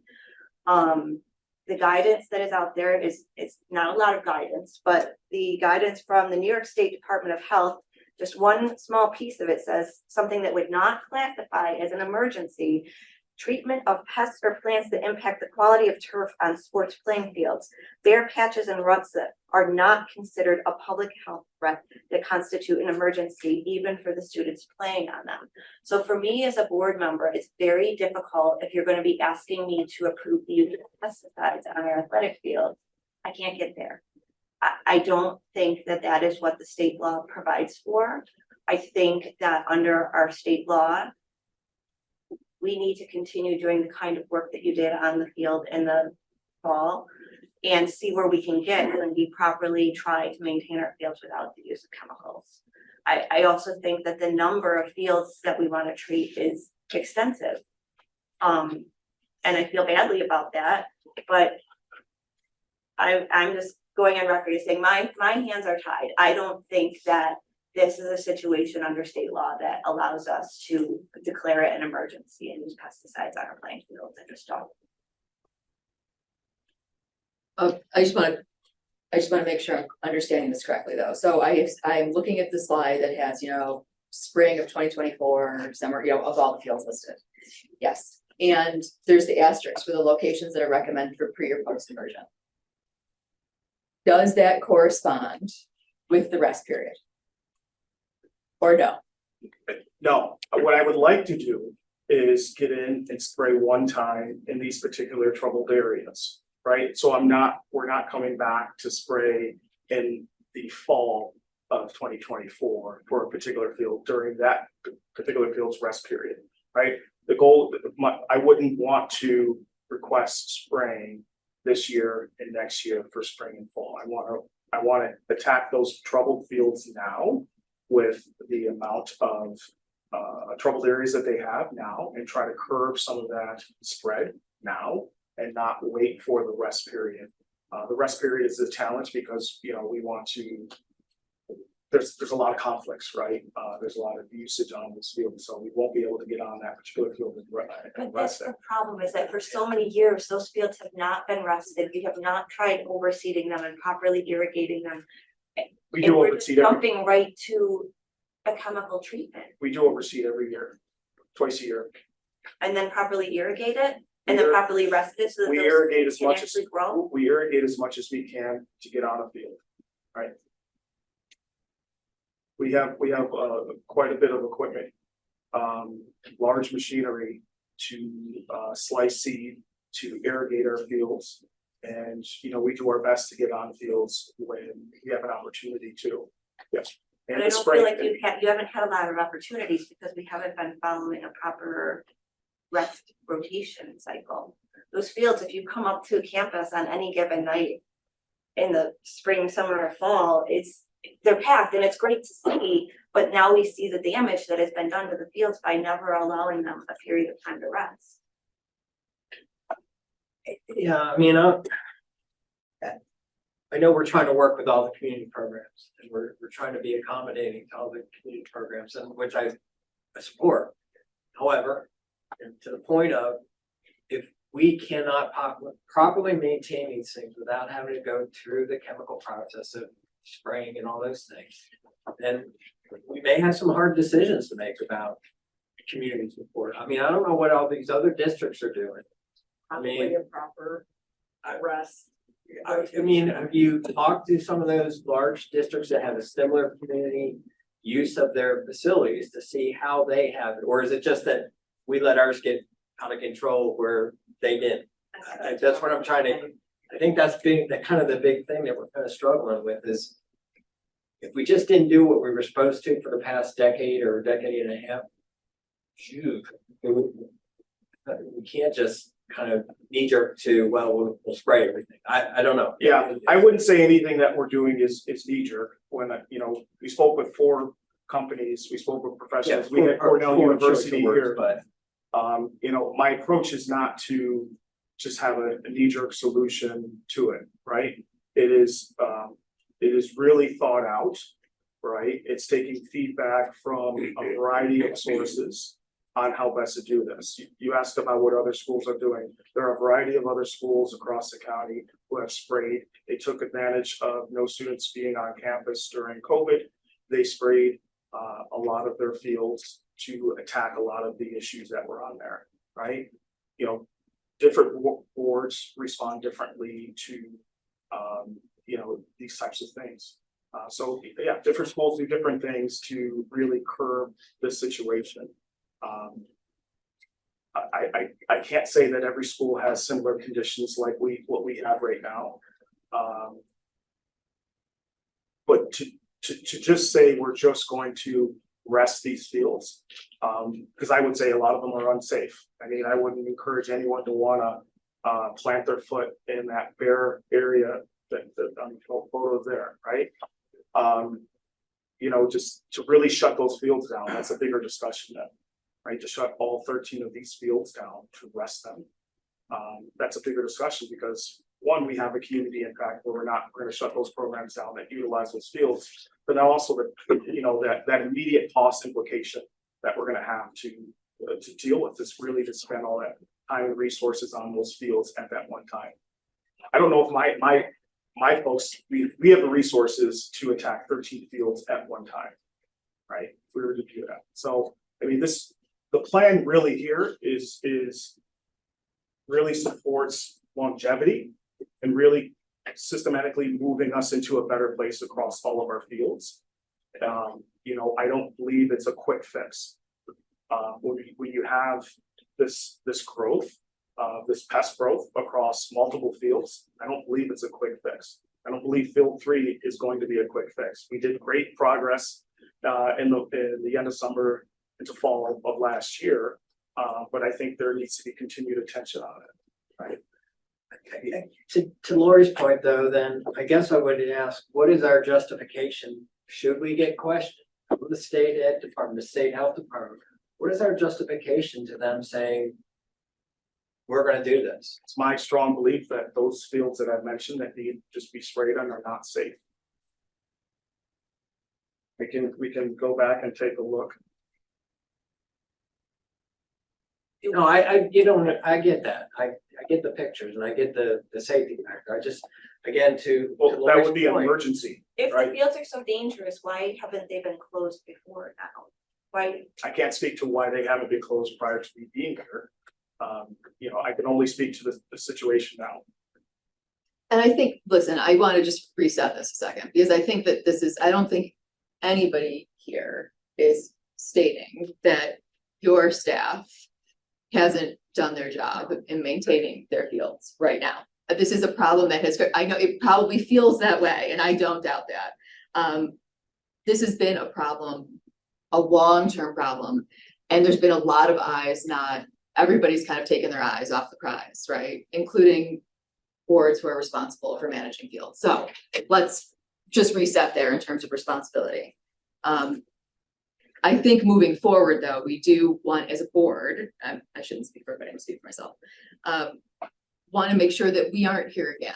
And how do we do that safely within the guidelines that we also are given, which are different? You know what I mean? Like, we're tasked to make sure that we're following the law regularly and safely. And I think that that's where there's rub is that when we're looking at, I don't feel like we're in any different position than we were when we spoke in the fall, right? It's just that now there's going to be a field rotation in place moving forward, but we're still at a place where we have to spray.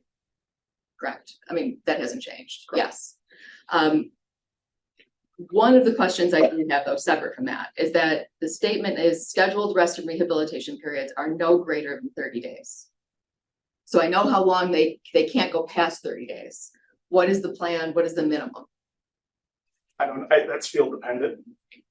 right? I mean, I'm gonna be blunt, what I don't wanna be is like, yeah, we rested it for a day, we're good.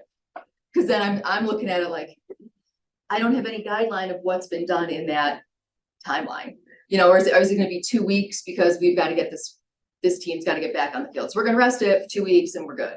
Yeah, I mean, You know? our goal is 30 days, not to exceed 30 days, so that we can get kids to back playing on this field. We want to rest, we want to provide a good 21-day opportunity for the seeds to grow, right? We want to provide that uninterrupted time, right? That is expert recommendation, that is not Darren Price recommendation, that is expert recommendation, that you provide that good 21-day rest period. I exceeded that by saying 30 days for whatever, you know. But I think it's really important that, you know, we don't do, obviously, we wouldn't do a day like that. That wouldn't be, that's not truly a rest. That's a weekend. Well, exactly, so that's why, I guess that's why I was looking at the Right. minimum, that's why I was asking for that, like, do we have a guideline, is it 21 days, is it? I mean, No, but I mean, I wouldn't say I don't have a minimum. okay, My target is to make sure we exercise those 30 days. And, you know, I'll do my best to do that. I think it's your point that we do our due diligence, rest the field appropriately and not just kind of go through the motions, just with the understanding that we're gonna apply herbicide 2 days after we rest. that's my concern, is that I don't want a process in place that is,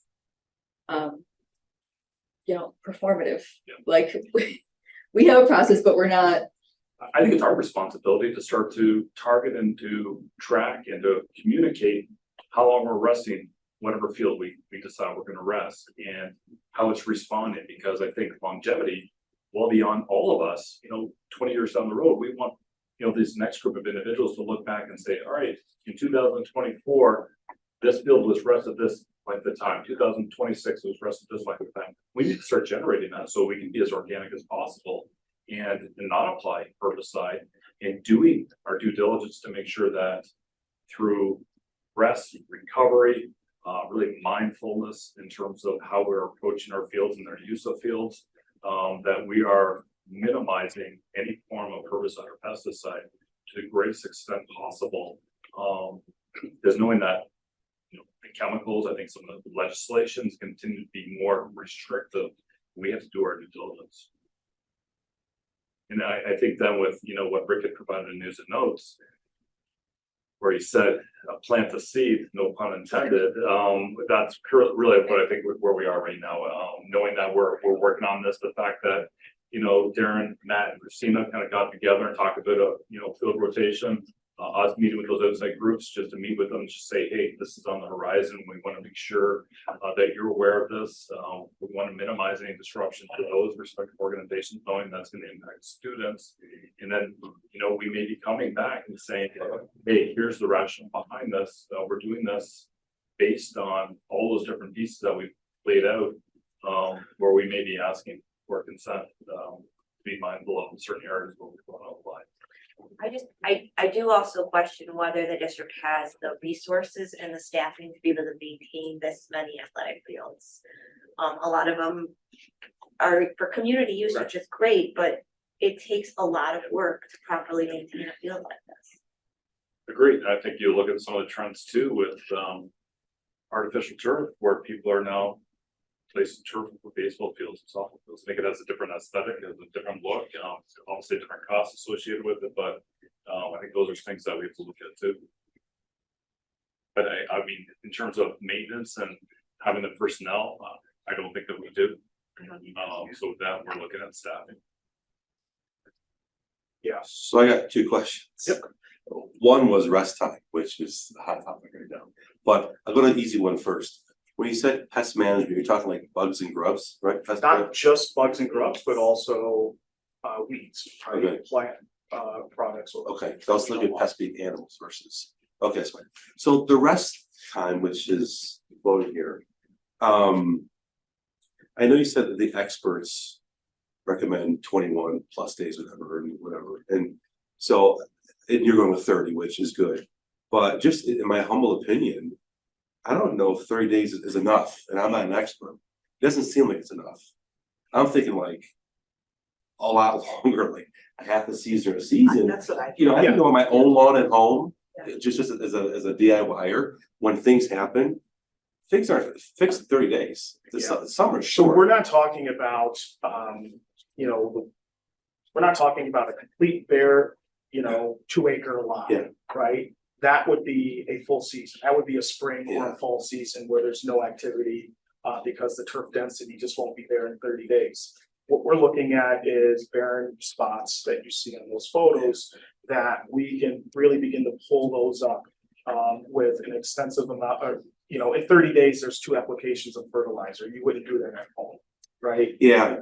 There's the amount of seeding that we use, just the type of work that we do with, that I'm confident that 30 days could produce favorable conditions. Okay. where we I'm can- not gonna the argue that, but I just, and just Dave saying 30 days, that's enough. And secondly, we're talking about, managing our acreage on campus, and keeping into consideration the community programs, the baseball organization, whatever. I mean, those people have to know the importance of our ground. And I can't think any of them would say, are you kidding me? We can't play in the field for whatever. They gotta know. That field, without the field, you're dead in the water, So I just gotta think that, and we know a lot of these people that run these programs, that whatever your communication plans that you're doing, and after whoever's involved, say, you know what, for the next X amount of months, you can't go there. I just can't believe the end was that. Are you kidding me? They gotta know the importance of it, because you're investing in yourself. You don't split your face. So I just, whatever you decide to do, Ty, with your thing, I mean, I think it has to be a really robust turf management rotation plan. And just sitting here, hearing this, I don't think 30 days, excuse me, 30 days for, field X is enough. And I'm sure you can put your brains together and experts, but it doesn't look enough to me. I'm just saying, if I'm wrong, so be it. I mean, you have more knowledge than I, but it has to be just due to the fact that we've lagged on it for so long, right? No fault to anyone in this room, right? And it's gonna take a long time to repair, a long time to fix. And I don't think 30 days, isn't it? Yeah, again, 30 days is our rest period. Yeah, I get it. It does, what we do beyond the 30 days will continue to service these particular areas. But 30 days is our targeted where we have uninterrupted, no traffic. And in fact, we don't mow those areas. We allow them to grow up. We allow the density to build up. Again, we can look at field three. Many of you witnessed what 30 days there provided. Again, the challenge that I'm now gonna have is that investment could be choked out because there's weeds still there, right? Those seeds dropped off in September, October, and the fall of last year. They will germinate in the spring of this year. And I'm concerned about the investment we made in that particular area.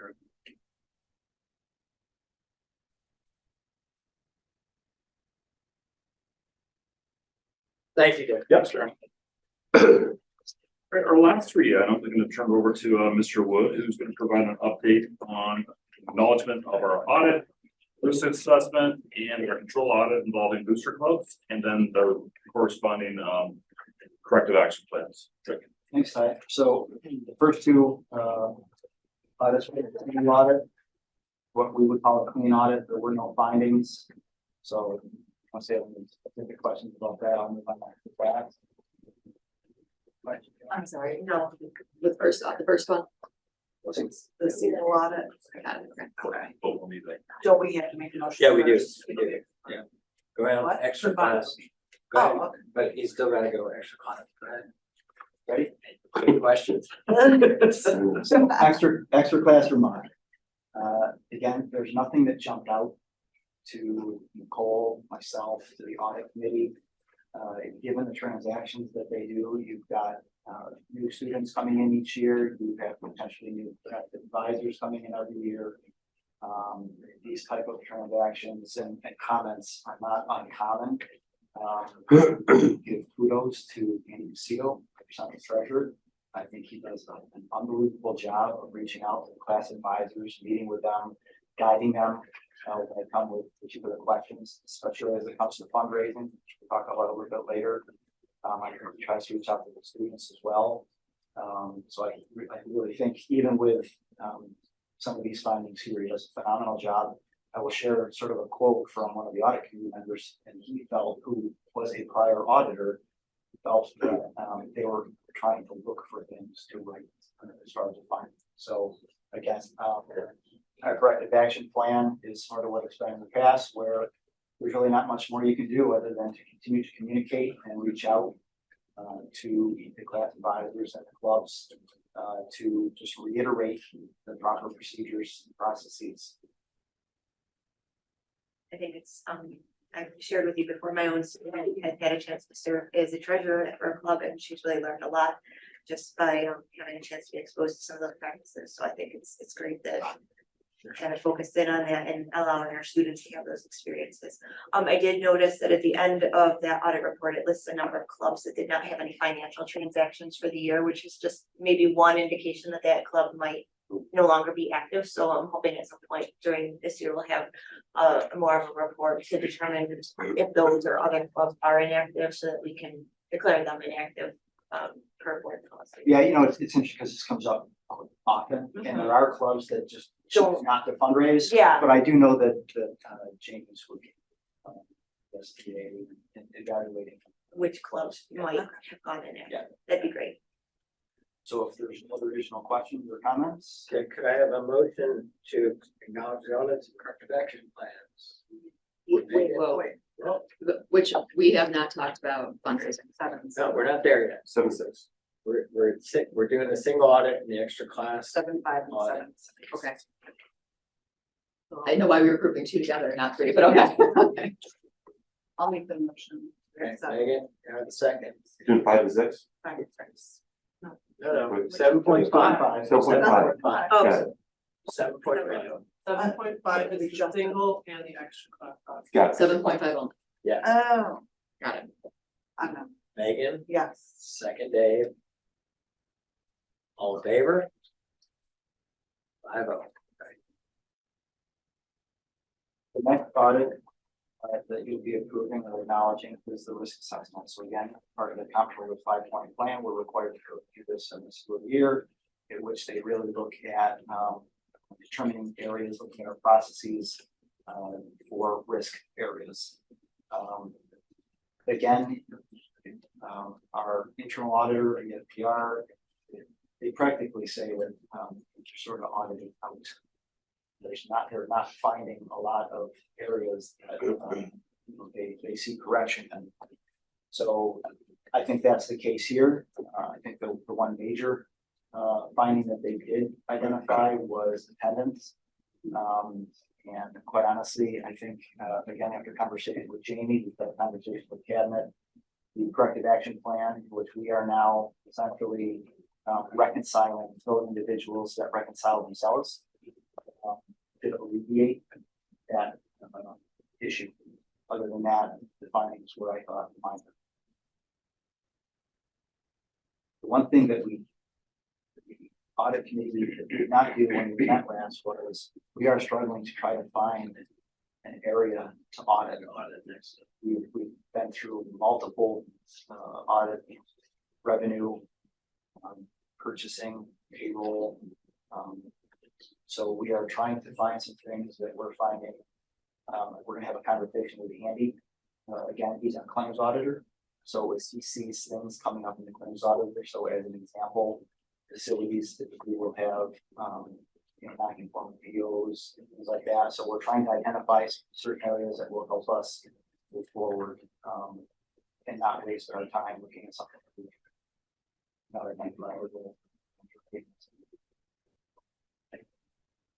Could I have a motion to acknowledge risk assessment corrective action plan? Lori, second. Dave, on favor? 5-0. The last one is the one you've all been waiting for. So just to begin, our internal auditor did apologize for the delay in which this took between coordinating and getting information from all of the different booster clubs. And then his schedule, it just delayed the process. So, that aside, I do think it was an interesting audit.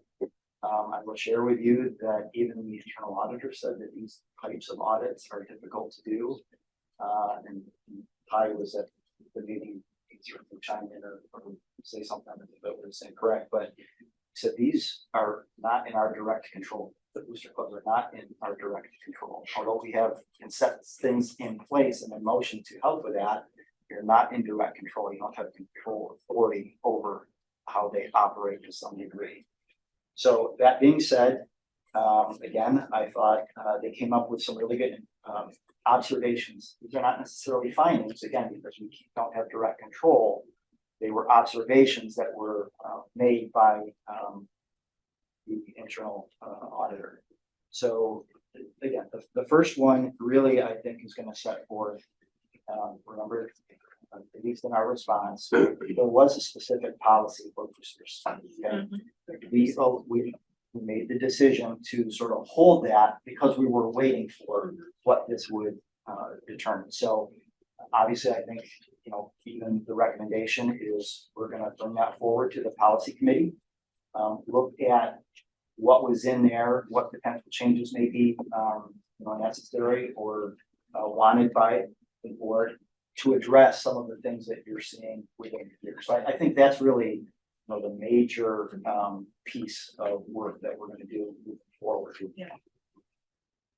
The next couple, again, had a lot to do because, you know, the sports boosters in particular is the one that's probably doing the majority of the fundraising, and it's also from a financial perspective, probably bringing in the most money and bringing the most money out. I think, you know, the simple fix of Nicole and I going to the meeting, sharing what the result of the audit is, hearing, you know, whether they can go back to a monthly meeting. I have had conversations since this audit, and it's been a conscious decision by the booster club to maybe go on a more quarterly basis because there's not a lot to talk about every single month. And, you know, we're all busy trying to, you know, get every parent club to participate in that. So, but we'll have that conversation.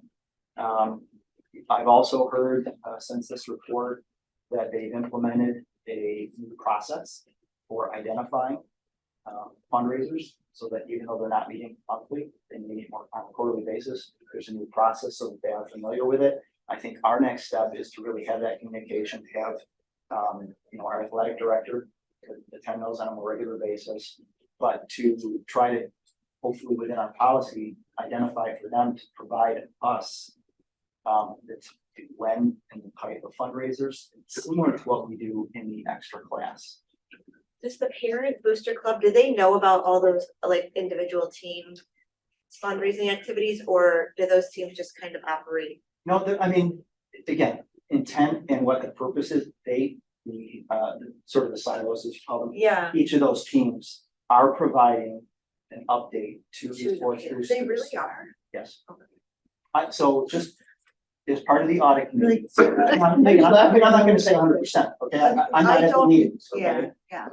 But that's the intent. That's what, when we spoke to Jim, that's what's happening. Mark Walbacher, who's on our audit committee, who is also a parent member of one of the teams on the sports boosters, did a phenomenal job of identifying, why they're doing the fundraising, how much fundraising, but the process of it. So is it happening all the time? I'm not at the meetings, I can't guarantee it. My understanding is that's the intent, that's what's supposed to be happening. So again, whether it's through policy, again, difficult to. I think there are some booster clubs that are long established. You know, they're, you know, if you talk about baseball, soccer, whatever, you know. Those are robust clubs that have historical knowledge, but I think for some of our smaller teams, it could be a parent operating independently, trying to help the coach. Yeah, and I think, you know, with girls swimming, for example, that individual has been involved in leadership role, in boosters for 6 years. You know, now as their child's about to graduate, there's gonna be a transition. So I think, you know, Rick's just comments, you know, gives us an opportunity to kind of revisit, recalibrate, remind, and share, hey, these are the expectations that we have, and maybe that's something that we need to do on a more repetitive basis, just due to that turnover that we've been experiencing. And I also don't wanna just focus on the sports boosters. Right, oh, no, Yeah, they're I really, said, like, they're. You know, as part of The the fun corrective ride as action well. plan, you know, Nicole and I are gonna be taking time and we're gonna go to the Music Association, we're gonna go to the parent teacher organizations to share with them these results and what, you know, I'm gonna speak to some degree on behalf of the board, saying we would like to try to at least have some identification and knowledge of the amount and the types of fundraisers that are being done throughout the district. Yeah.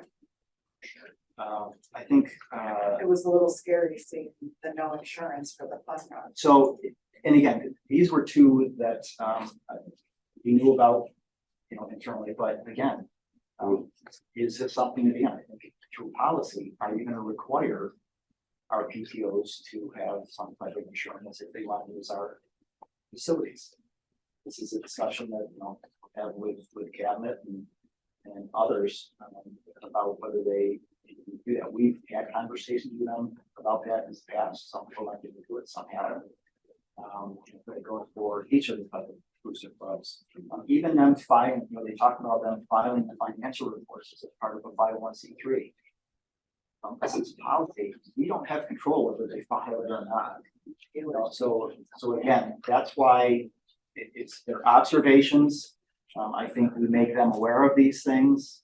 And then I think the majority of work is going to be through policy and how in depth this Board of Education wants to set those expectations or requirements. I would have welcomed expectations for requirements when I was president of the PTO. There was no, you know, nothing, Yeah. so maybe not everyone shares that. But when you inherit a program or, you know, take over a leadership position, there's no succession plan, to look to something would have been very helpful. So again, covered a lot in it. Hope you have any questions you have. I thought it was, I learned a lot on that one. Was some of what we expected. Yeah. But still. Yeah, I think it confirmed a lot of things that, you know, I've been hearing before. What was very interesting was Jim Buffum, he was the auditor for that. He referenced 2 or 3 times, explained to the audit committee, so exciting. He referenced often, he went back and reviewed the Board of Education meeting where we had our discussion about fundraising. Oh, And he used that as part of his scope of looking at and asking questions, so. You know, and I just, when we look at policy, because I know that this, you know, I certainly don't want there to be this impression that the board is trying to control money. And I know that that's how, you know, we've been operating like this forever and we want to be able to do it this way, but we do have regulations too when it comes to fundraising, because there is a stipulation under Title IX, especially if you relate to sports fundraising. So let's talk about that, because it's a little work here when you're talking about music, but that what the intention is that you're supposed to provide, you know, equal, not even, you know what I mean, but there's supposed to be equity in programs.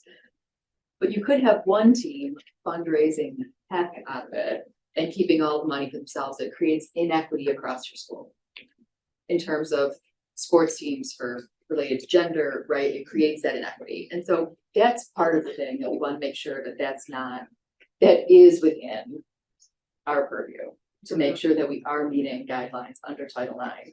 And part of that is with fundraising. So having a handle on those numbers, you know what I mean? And that doesn't mean I want to control What they're. but it does create inequity when you have some teams doing tons of fundraising, especially then when you look at a community who gets fundraised out, right? We receive so many requests for fundraisers that these teams that are out there asking right in the beginning of the year, maybe I'm just throwing it out there, right? You get to the end of the year and everybody's like, I'm done with that. And what kind of inequity does that create for teams? And does it create inequity? I don't know if it does, but I think we have to be conscious of that. And then the impact that it has on our voters. when you are seeing fundraiser after fundraiser after fundraiser, and then we're asking to, increase the tax levy. How that impacts how people feel about coming to approve a school budget. Yeah. I mean, that's not insignificant. No. So I think that that's the piece where it's not like, listen, I'd like everybody to get new uniforms. Do you know what I mean? Like, I want teams to be able to do what they want. But how does that, or classes, or, the senior class to do something, or somebody go on a trip, but I think we do have to look at the impact across the district on those activities. So I am thankful for the audit, because I think there was a lot of information in there there's some significant recommendations, right? To try to see where things are. Observations, sorry. Any other comments or questions? Okay, could I have a motion to acknowledge receipt? Lori, second. Dave? All in favor? I vote. Okay. Meeting evaluation, little bit more of a long meeting tonight, yes, but we had a lot going on, a lot of good conversations with some of the presentations, so I appreciate all that. Any other comments or concerns about the meeting? Not hearing any, may I have a motion to move into executive session, please? I'll make a motion, we move into an executive session for the purpose of discussing the status of second and third year teachers and staff and the employment history of particular persons in an appeal of student suspension, which is exempt by law. Have a second, please. David, all in favor? 5-0, we're moving into executive session. 8:09.